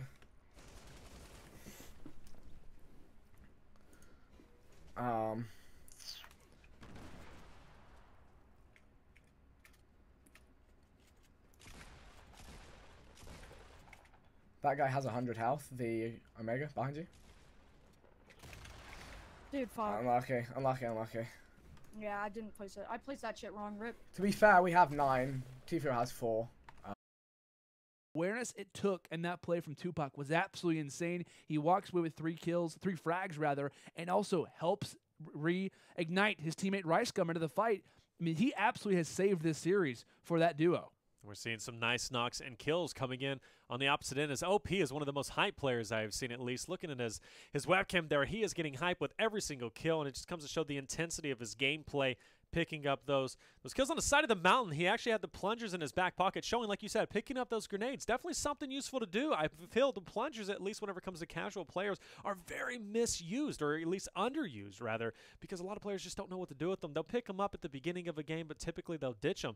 Having plungers in your back pocket, grenades in general, gives you an opportunity to knock down those walls, knock down those defensive builds, and we just saw a great example of that with OP. But looking at his screen, we see another player is in fact going to go down, and that is not Avery. It looks like that's going to be RiceGum going down, so let's pay attention to RiceGum's screen here and see what happened to him. I think his ramp probably gets shot down in the situation. Oh, yeah. He misbuilt. Oh, he does? Wow. Yes. So that's another situation where Tupac's, okay, we can't get out of the storm, so we can't rock the nice little trampoline, so I'm going to have to pick you up again, pal? Like, all right. I'll keep carrying you, no problem. But, yeah, I mean, that's really unfortunate because we talked about that last play. Granted, it's nice that in the situation that we see Tupac finding 3 frags in the last engagement, but this is slowing them down quite a bit. They had a lead for a decent time. Of course, we see the other squad in OP, along with Avery bringing it back. But this totally sets them back as far as this game is concerned, trying to find these engagements. RiceGum keeps being taken down. With those plungers, I feel like you've got to use basically 2 or 3 minimum, like almost the entire stock drop that you get to be able to actually take out a build. And I feel like they've been more so useful in actually just kind of dinking those inside the build. If you can get them in, if they leave that top open in a 1x1, it does a lot of surprise damage, because I feel like most people kind of know how to respond to frags, right? The bouncing of them. But you get some of those stickies in there, man. People panic almost instantaneously. It's a super, super fun tool and item to be able to use in this game. I think it's a matter of just destroying the walls more than anything and kind of giving you a little advantage. You throw them out, destroy the walls, and, of course, you do that simultaneously while pushing up. And, of course, we see the impulse. He unfortunately misses that. He was trying to get a little boost out of the storm. Finally, he's able to connect with it and get out. But he has that player just behind him. They are very far away from the storm. And he's got no heals at all. And his teammate has 1 med kit. So that's unfortunately looks like we might lose a player here from the team of Avery and OP. Is he going to rocket ride him here? That'd be fantastic if they a shopping cart. Try that out. The bottom screen there. Luckily, he's got Bandage, a smart player from Avery, to pick those up on the way out as well. Yeah. We'll be able to split those with OP. But, of course, Tupac, Thuglord, and RiceGum, 8 kills to 8 now, all tied up here in Game 1 so far. But it looks like RiceGum and company might actually be taking the lead if he can get in this engagement and win this gunfight. Unfortunately, he shoots the ground twice here. Does manage to get the build up off the ground. Nice play from RiceGum with the team shots going in. Nice knock with the finish. Now leading by 1 kill. Still one more player ahead trying to go for it. Nice and RiceGum showing us he can definitely carry his weight when it comes to this game. He's sitting at 5 kills himself. Guys putting in work. We're sitting at 10 total kills on the left, 9 on the right. They have the lead at least by 1 kill as the engagements are coming to an end with a total of only 8 more engagements remaining, or 7 more, engagements remaining. But they are low on the mats. They're currently in the storm. And still, finally, he finds that med kit. I don't think he doesn't have enough time to pop it. He's going down. Yeah, he does not. And that's huge because Avery gave that one toward him. I think they found it off a dead corpse. And Avery hands it off, and now it's absolutely going to go to waste. So for the rest of this game, Avery is going to be a solo player. Oh, no, I don't think he popped that in time either. You have to pop it close, above 20 seconds, or else you might not be able to pop it just in time. But it looks like he was able to get it, of course, though, later on in the circle. If you pop it anywhere past 20 seconds, you're not getting it in time. But luckily, he was able to get it. Finally, RiceGum figures out how to use the bounce pad and build those ramps properly. And they're going to go ahead and break out of the storm and have a huge leap to finding the rest of these engagements. And we've also seen both teams kind of have a little bit of an error. We talked at the beginning of the game, RiceGum and Tupac, of course, not able to, I think RiceGum has the misbuild. He ends up getting taken out. That slows down the momentum from Tupac and RiceGum's overall squad. In this situation, Avery hands over the med kit to OP. He doesn't utilize it in time. I think actually he might be trying to go for the res. Or he's waiting for it to die to pick up the bandages and the med kit. Oh, okay. Smart play there from Avery as well. Absolutely. That's definitely a heads-up play in that type of situation. I find myself all the time trapped in this storm. I mean, basically, you kind of just have to accept defeat here, and if you're your opponent, right, wait for him to drop and then get those heals. But this is still going to be extremely close with that double dink going on as that storm has finally approached the edge of the circle. It's going to be a rough play, Landon. It's going to be a rough play. And like I was saying, we saw Rice come in them. They were able to use that bounce pad to come in. They, as a C4, that's exactly what we saw in the E3 tournament with Ninja against Myth, and great usage of it to break down those ramps as his opponent was trying to push forward. Now trapped behind the boulder right behind, and great jiggle shots to come up and get some shots off. And of course, though, like I said, with them using a bounce pad to get into the circle, they have a huge advantage to pick up these these final last engagements. And another reason why they would have find these kills is Avery is hot on their tracks. He's trying to just get out of the storm in some cases. So if Ricegum and Tupac can find these kills, that totally eliminates where Avery's trajectory is on the map. Because if they shut down these engagements, they don't have to worry about Avery getting in them because they're already shutting down the ones that Avery would try to be getting in the first place. So the C4 gets rocked out. He's continually destroying these ramps, but he gets dropped from behind Avery out of the storm, takes down at least one, and Tupac sitting on, what is that, 9 HP solely by himself. Avery, hot out of the storm, is trying to stay alive himself as he also takes down some damage. We have two players with, less than 10 HP nearly, trying to stay up. While they're not squad mates, they also happen to be, in this particular situation, holding hands in this particular engagement, trying to stay up for as long as they can because they are so low on health here. I really wish that would not have popped up on Tupac's screen. That's okay, though. Hopefully it'll go away and we'll be able to get back into the action. What is this? I have no idea what we're seeing, but there he is. Now we're back with the action. That's okay. He's Looks still like low a on Gap health. commercial there, Taylor. But we're going to go back into Ricegum. Now taking out Tupac Thug Lord. You know, he's got 7 total engagements. Drops that directional pad. He says, I'm going for the Harry Potter push, baby. Oh, Gets shot mid-air! That man just straight up, Angelina Jolie wanted him around that build. Straight up curving bullets. And, of course, Avery, a good chance here to take the lead in our game 1. Absolutely. They were only down by 1, of course, with these final engagements. He's managed to get a couple of them. Thank you very much. He uses the bounce pad himself, but he doesn't get any damage as he's going to lay down. Got a nice build battle coming here. We're going to see some great use of getting the high ground above his player. Spots a player just above. Tries to go in for the pop shot, but kills himself with the RPG. And you can see in his cam, he know that he messed up just a little bit. But you know, if you're the other team, if you're Ricegum and you are Tupac, you got to be happy with that. I believe they're going into round 2 even or at least down by 1, but it's 10-10 actually, so they're going to be even. But you talk about a close round, and I got to say, Ricegum, Tupac, they're impressing me. Oh, yeah, absolutely. This is a very solid team. Of course, we talked about, like I said, like the Nick Merckx comparison and the Tupac as well. Like, these guys are known for grinding these tournaments. It's what their history has been, especially in the Call of Duty scene, the console scene as well. Grinding through these tournaments, playing 9 in and 9 out, and also kind of going back to the original strategy that we see coming in from this team. They end up going Anarchy Acres, which is totally out of kilter, like not at all a typical strategy, but they make it work. They get some good resources. Granted, they had a little bit of issues trying to keep Ricegum alive, the misbuilds from time to time. Both of our teams made a mistake, and it's fair to say it's great that it actually happens to be even, because you never want to see like a critical mistake, a misbuild, or you know, an accidental like not rocking the medkit at the right time to kind of close out a series for you. So at least with both of those errors happening, we do have an even game coming into to match number 2 here. So I'm kind of glad to see that, but overall surprised by the Anarchy Acres strat that we saw off the break. Yeah, it's going to be one hell of a mess. I can't get over the fact that Tupac Thug Lord was able to get out of that situation using that directional pad. Well, that's I mean, going back to that, just once again, the awareness. Ready for every enemy to be teleporting everywhere now? Timing literally had to be perfect. He waited for those footsteps. That is EU. It is EU. Dang, man. Like, this is easy, man. Already dinked for 120. Bounces out, manages to get the side shot, and cleans up another kill, which the guy had full health. Are these guys like pros or something? I've never heard of them. Unfortunately for Avery, right at the end there, that build drops immediately. You pull the trigger just a little bit too early. As soon as that ramp drops, ends up killing himself there to keep it tied. And one thing that I really like about the recent edition of the bounce trap being added to the game, because of course it used to be, right? And in the game, the directional bounce pad essentially is what it was called in the beginning of Fortnite and whatnot. I'm glad that it's back, because we always talk about in our Friday Fortnite tournaments, leading into what was it last week when it was added, and into this week as well, how crucial regular bounce pads are, like how important they are to get out of a zone, to try and ignite different pushes, to go to different zones, different landing spots, etc. These now kind of act as like a get out of storm, right? It's a matter of being able to kind of transition your gameplay. So one thing that I love that we're seeing from Epic is that they don't want to make anything too overpowered. That's one thing that we've been seeing from them, changing up the assault rifles, changing up the shotguns to make the heavies now comparable to the pumps. They don't want one thing to be the end-all be-all. If you don't have this weapon, it absolutely kind of, ends up ruining your run.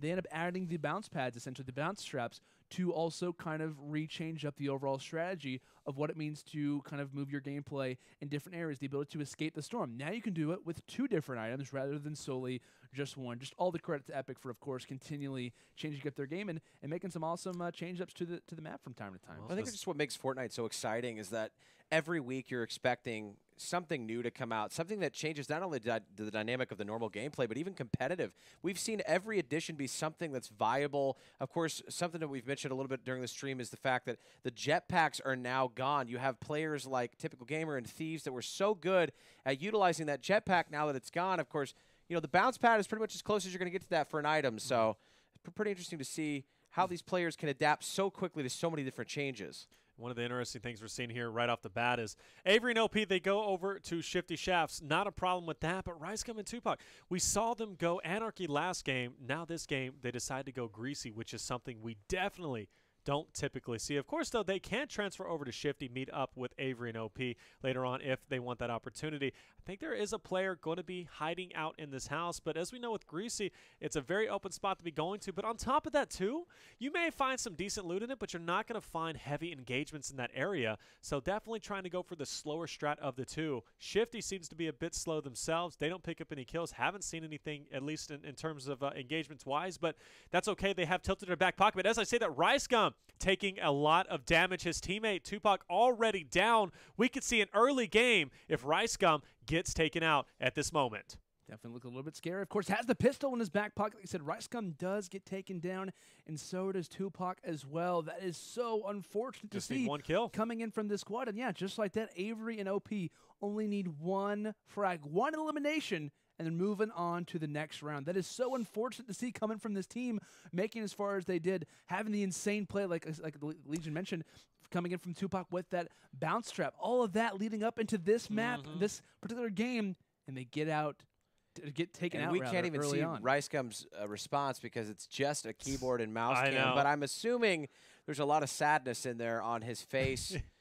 Maybe at some point we'll be able to see that. But well, he's still got to lose a bracket.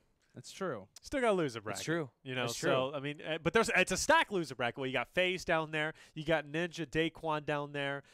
Who else do we have? Myth and Hamlins are down there. I believe they're still in the tournament. I can't wait to see Hamlins and Myth play again. Oh yeah. I was so surprised how they lost. What, at least FaZe at the beginning. You said FaZe? FaZe is still alive down there. So I mean, that's still a stack loser bracket. Going into loser bracket is almost scary now to being in winners bracket, if I had to say so. But Avery and OP have a real chance to take this. All they need is 1 frag.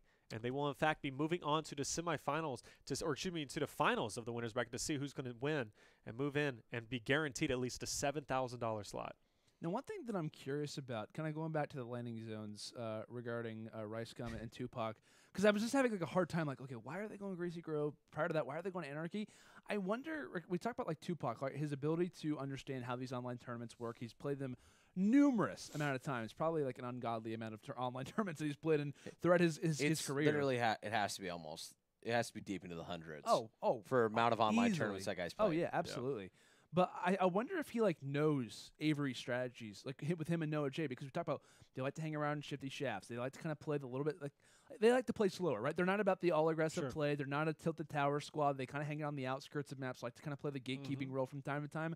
I wonder if that just happens to be Tupac's overall play, or if coming into this series he did a little bit of research and said, hey, we're also going to kind of play a little bit slow. We're going to go to Anarchy, the top north side of the map. We're going to go toward the Greasy Grove, the far left side of the map, because looking at those 2 landing zones, there isn't a whole lot of like outside of that, because if you go to Greasy, you have Shifty, Tilted's not too far away. If you're going to Anarchy, I mean, Pleasant is a very far walk. You got Tomato Town and Wheeling Woods, but there's nothing really there.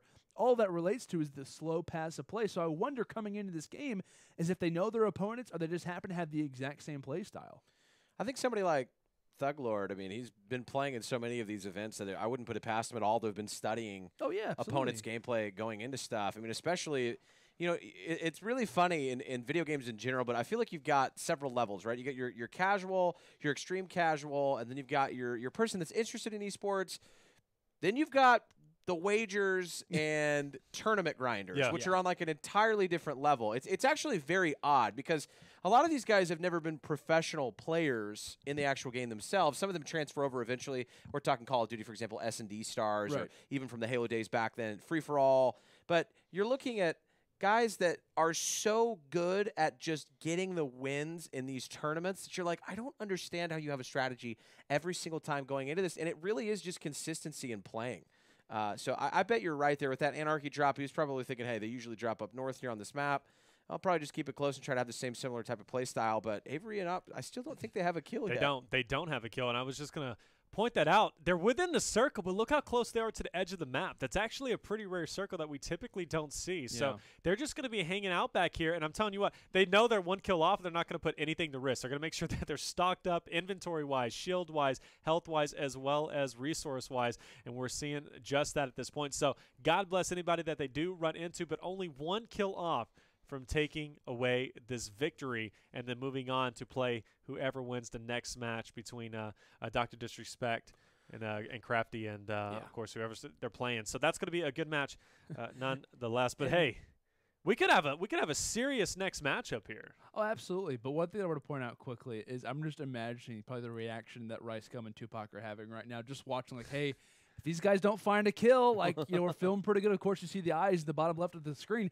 That right now is RiceGum and Tupac. They're hoping, they're praying that Avery and OP happen to just not find this Friday. They're hoping they get taken down some way, somehow.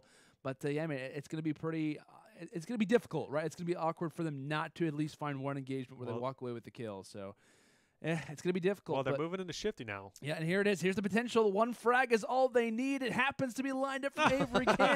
He continue on to see the reaction on his face. Going to rock the impulses. He's feeling good. He's feeling confident, and he has every right to do so. And just like that, there goes the knockdown. The official kill just on the outside of the shopping cart as he will be thankfully delivering themselves to the next round. Now, our next round, following the next round, is the actual winner semis, correct? It is. So we got one more round until we reach it. So there's a chance that we could see Dr. Disrespect in the winner semifinals of this tournament, correct? It is in fact a chance, and I'm going to go ahead and look at the current bracket right now, which I believe that match is still going on, so we might have an opportunity to still get into that Dr. Disrespect match. I know we're going to be trying to get into it. A lot of people have been wanting to see the you're right. They could have pushed from the house into the divot, and then we put that guy down. No, I don't think anyone's in the divot.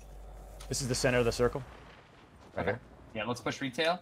Okay. Might get some rotators from southeast as well. Dude. You need some heals, man.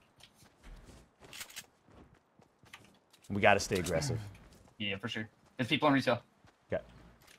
The broken house directly in front of us east. Yep. How's your resources? Yep, he's running to the right.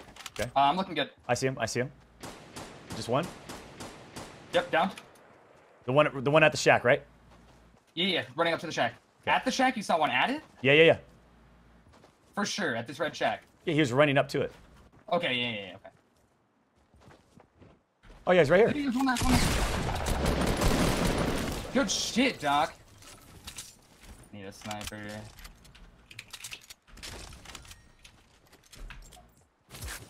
Alright, where are we at? We're directly in the circle. Do you need bandies? No, I'm good.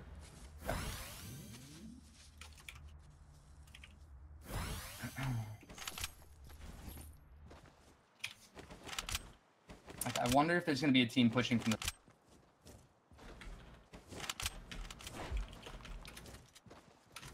There's still quite a few people alive, dude. Yep.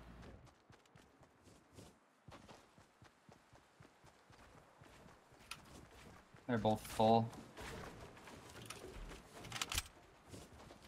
I don't see shit.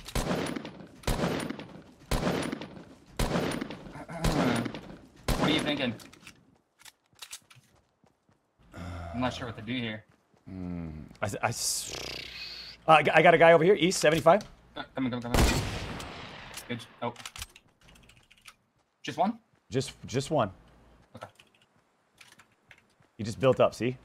Or not up. Yeah, so they're building up. I see. Yeah.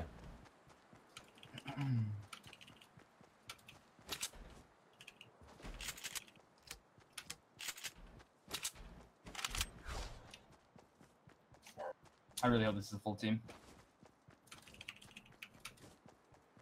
Looks like they transferring over the left on top of blacktop. Yeah, I see. Dude, I just... Tagged one. Okay. Dude, the whole server's on them. Holy shit.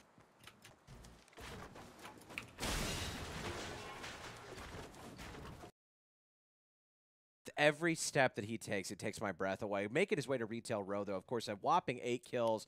7, though, out of Mongrel. Mentos, if put in coke, will fizz. That is 100% a thing.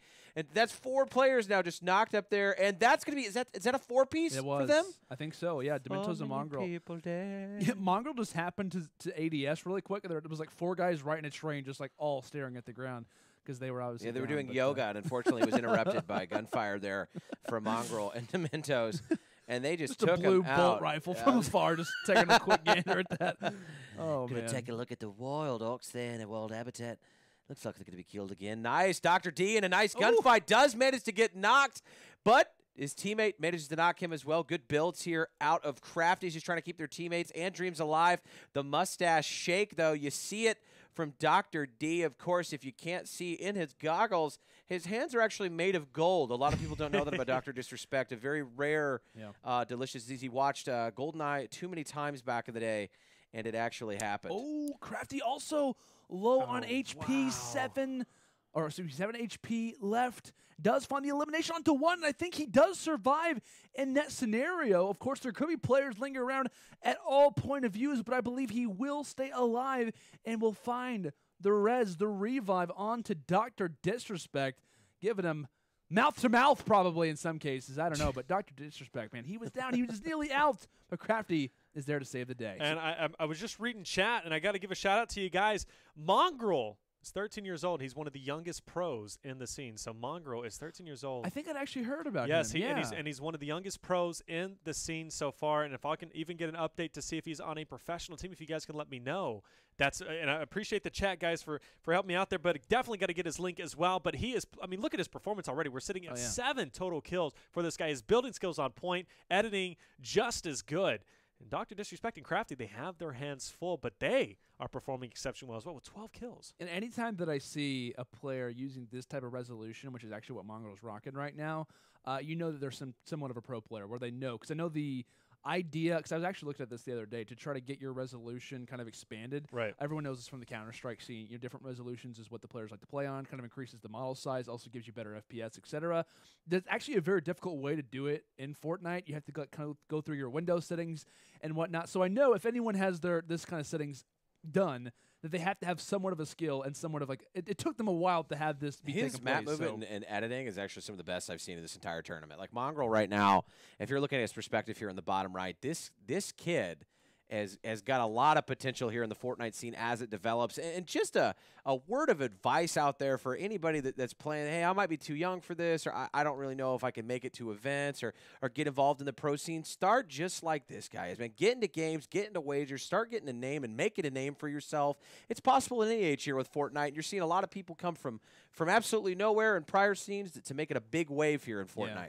I also noticed, too, we were talking about Taylor, like, what team is he a part of? It looks like, according to some stream graphics, actually has Team Secret there as well. So I'm not sure if he's like an official pro player for them or not, but apparently they do play, actually, for Team Secret, the pro Fortnite team. So that's awesome to see. I'm not sure how old Dementos is or anything along those lines, but still, the fact that you are, 13, 14 years old, happen to just become a teenager, and you're part of Team Secret Fortnite team, that's absolutely absurd to see. And they can't even go to prom yet, Landon. And that's true. And they are on actually on a British server, so they're a British team. But they are on the biggest stage. They're on the biggest stage here for Fortnite. That's guaranteed. That's it. And this is a way to kind of show off some skills, right? Especially against these competition. I like what I'm seeing so far from Mongrel as well as Dementos. Good stuff from Team Secret. Definitely one of the teams to be on the lookout for in the future. But 26 to 34 kills separate them from moving on in this tournament. And what a way, by the way, of Crafty to build those stairs at the bottom. But come on, 4 kills. Is it possible? With the amount of engagements, there's literally only 4 engagements remaining. It is completely possible. If they get all 4 kills here at the end of this match, they could tie it and potentially go to a Game 3.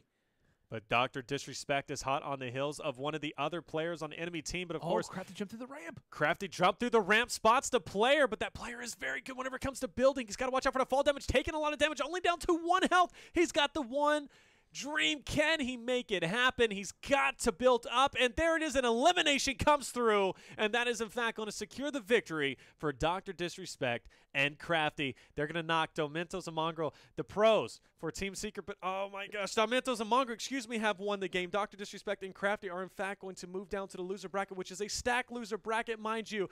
This Team Secret of Domentos and Mongrel showcasing their skills. Mongrel, 13 years old, showcasing he's got what it takes to move on. Yeah, and of course, the dance is coming out. They're feeling pretty confident. Also, too, we just talked about Dr. Disrespect and Crafty just took down Ninja and Daquan, and Domentos and Mongrel just took out Dr. Disrespect and Crafty. So you could be arguing, in certain situations, Domentos and Mongrel could have taken down Ninja and Daquan in certain situations. Of course, you want to kind of relate that in different ways, but they've got to be feeling incredibly good after a moment like this, and I'm not sure exactly what round they're going to be advancing toward. Nothing like what, winners semis, winners finals, something along those lines. Winners So finals. yeah, they progress into winners finals. I mean, that is absolutely absurd play. I think we see, 13 coming in from Dementos, 9 from Mongrel. That is absolute, unbelievable to see this team. This is their first Friday Fortnite tournament, and they're coming out playing this well on one of the biggest stages that they possibly can in the Fortnite world right now, and they come down and take out Dr. D and Crafty. That's all the props to those guys, for real. There's something about the raw skill of young players. I remember coming into the scene, especially esports, whenever I was about 12 or 13, really getting into just the entire culture of it. And you'd see a lot of young players that were extremely skilled. Shots were on point. You're looking at the maturity aspect of this as well. Dementos and Mongrel aren't separating in gunfights. They're respectively playing off of each other's own styles. And what I mean by that is a lot of times you see these young guys, it's like, yeah, they're really good at shooting, but do they have what it takes to actually win the game? Are they just going to be, making these crazy plays, or are we going to see you advancing? And of course, I mean, they're doing a really great job here in the winners bracket advancing. So shout out to them. Shout out to Dr. Disrespect for putting up a fight, barely losing that game. Yep. Him and Crafty, it was a 3 or 4 kill deficit there to get knocked into the losers bracket. So losers right now looking... Yes, looking pretty stacked, but also winners, too, is in fact going to come down to Avery and OP going against team that we just saw. What a match we're going to see. Two teams we haven't seen in our finals, at least at this point. Well, we've seen Nova J and Avery, at least in the past, make it this far, but never Avery and OP. This is the first time they played together. But I would just want to give a shout out to the EU scene whenever it comes to competitive Fortnite. They're always running tournaments, and that scene is massive, actually. Oh, yeah. In terms of pro teams in general. So it doesn't surprise me. They're kind of starting to overflow into the American scene as well. Yeah, we've seen like a lot of France, England, a lot of those regions kind of definitely hopping onto the Fortnite train early. I know we've been looking at the Fortnite wiki, seeing how many rosters there really are, just full with players constantly competing week in, week out on different tournaments, kind of trying to hone their skills and trying to become the best in Europe and whatnot. So it's great to see not just, it kind of be based on a sole region. It's around the world. We talk about Fortnite being a global game, and regarding the competitive scene as well, it's also responding in that exact same way. So it's great to see. Absolutely, absolutely. Legion, anything you want to add? I just want everyone to know that at 13, I could barely do algebra. So shout out to Mongrel. I still can't do algebra, so you can. Well, you got that, guys. Math is hard, but with that being said, we're going to go to a quick little break. When we come back, of course, we're going to have the winners finals coming up. I don't know who's going to take it, but whoever does is going to move on to secure a spot in the final round. They're going to have $7,000 minimum to their name, playing it out for $10,000 and a chance to be Friday Fortnite champions. When we come back, we're going to have more exciting action. Don't go anywhere.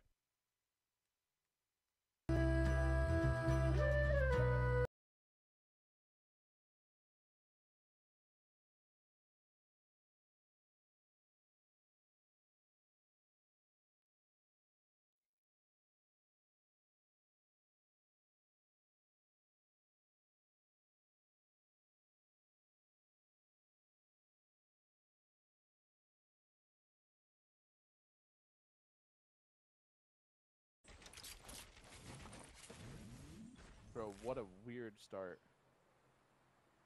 Alright,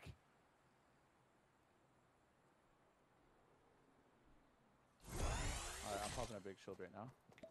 We gotta get guns. I mean, dude, I mean, yeah, it was weird, but now we're making kills, I got 50 shield. I need health.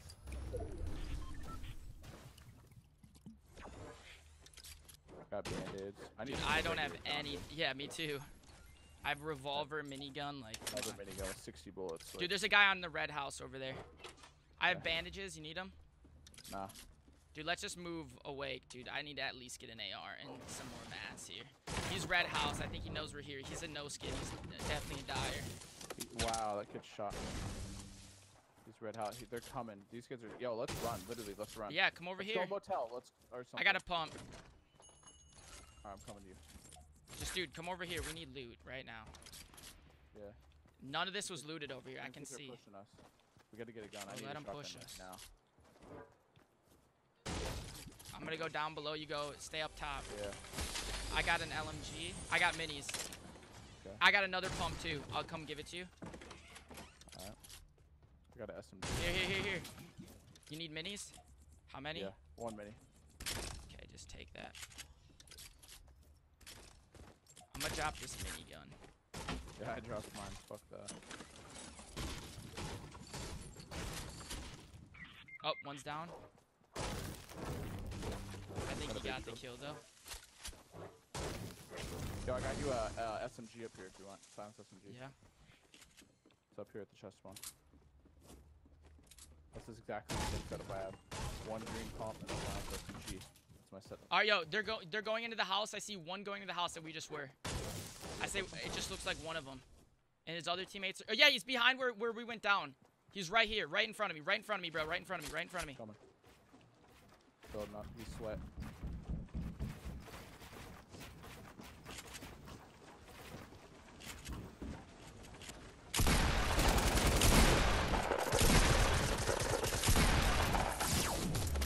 Dude, we gotta get down from here. This is gonna fall. I have no mats, dude. No mats, bro. Get your sweat, bro. I'm pushing back. Push back to where we were. Push back. He's coming on me. Down him. One more Omega. He's right here. Same spot. Right here. Dead. Nice. I got you a mini here.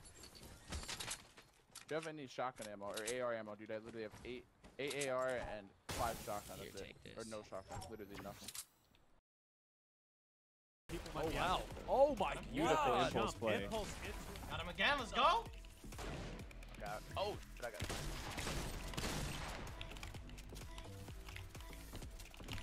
I'm at hitting right now. Alright.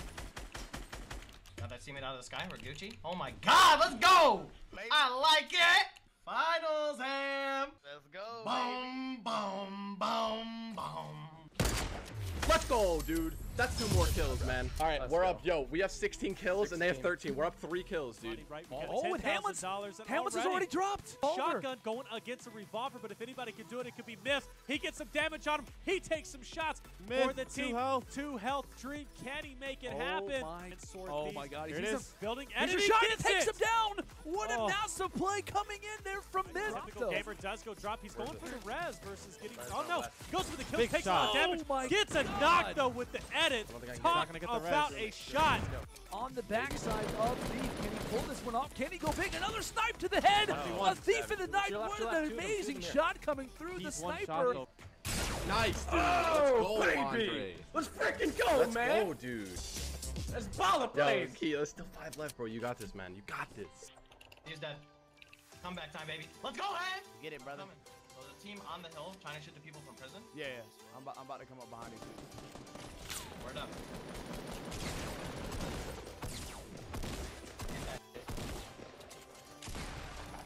Get that shit. There's another team moisty, bro. They're farming. We have 3 teams here, brother. This is the comeback right here, right now. Let's go. Hill. What can Thief do? might He be needs it. to steal Oh, back no. this game. Needs to stay up. Has to try to escape. That's it. And he drops as well. That's the game. Typical and Thief might have just lost their chances of a Friday Fortnite victory. Salt Yes, day. that's it. TSM secures their first Let's championship. watch the here reactions. Friday Fortnite. Yo, 5K from UMG events. Salute. Oh, by the way, Ham, look at that 5K dono real quick, brother. Whoa. No. Yeah. No. You f***ing been winning, bro. Bro, what? You've been winning. I just let you ride it because I thought it was going to be funny to just watch you go off. Brother. I just wanted to watch you kill it. The TSM boys finally have secured a victory, and wow, I am so congratulations for doing so. Myth and Hamlin. Congratulations on your team win Friday night Fortnite, dude. Holy hell, let's go, baby. Thank you for the $5, homie. Appreciate it.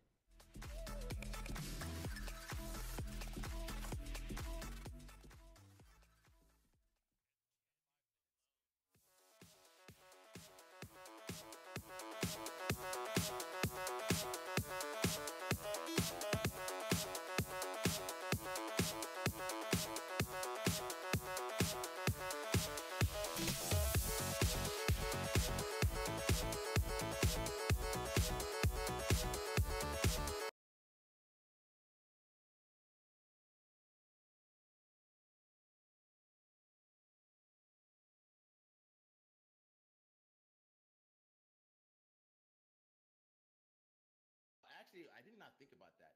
Avery, did you graduate from Harvard? Yeah. Did you? You might know one of my buddies, Lil Pump Esketit. I believe that's on his business card. Holy fuck, dude. Yeah. Yeah, I met that guy from fucking high school. You do, bro. His cousin's 6'9" or something. He's great. Yeah. Well,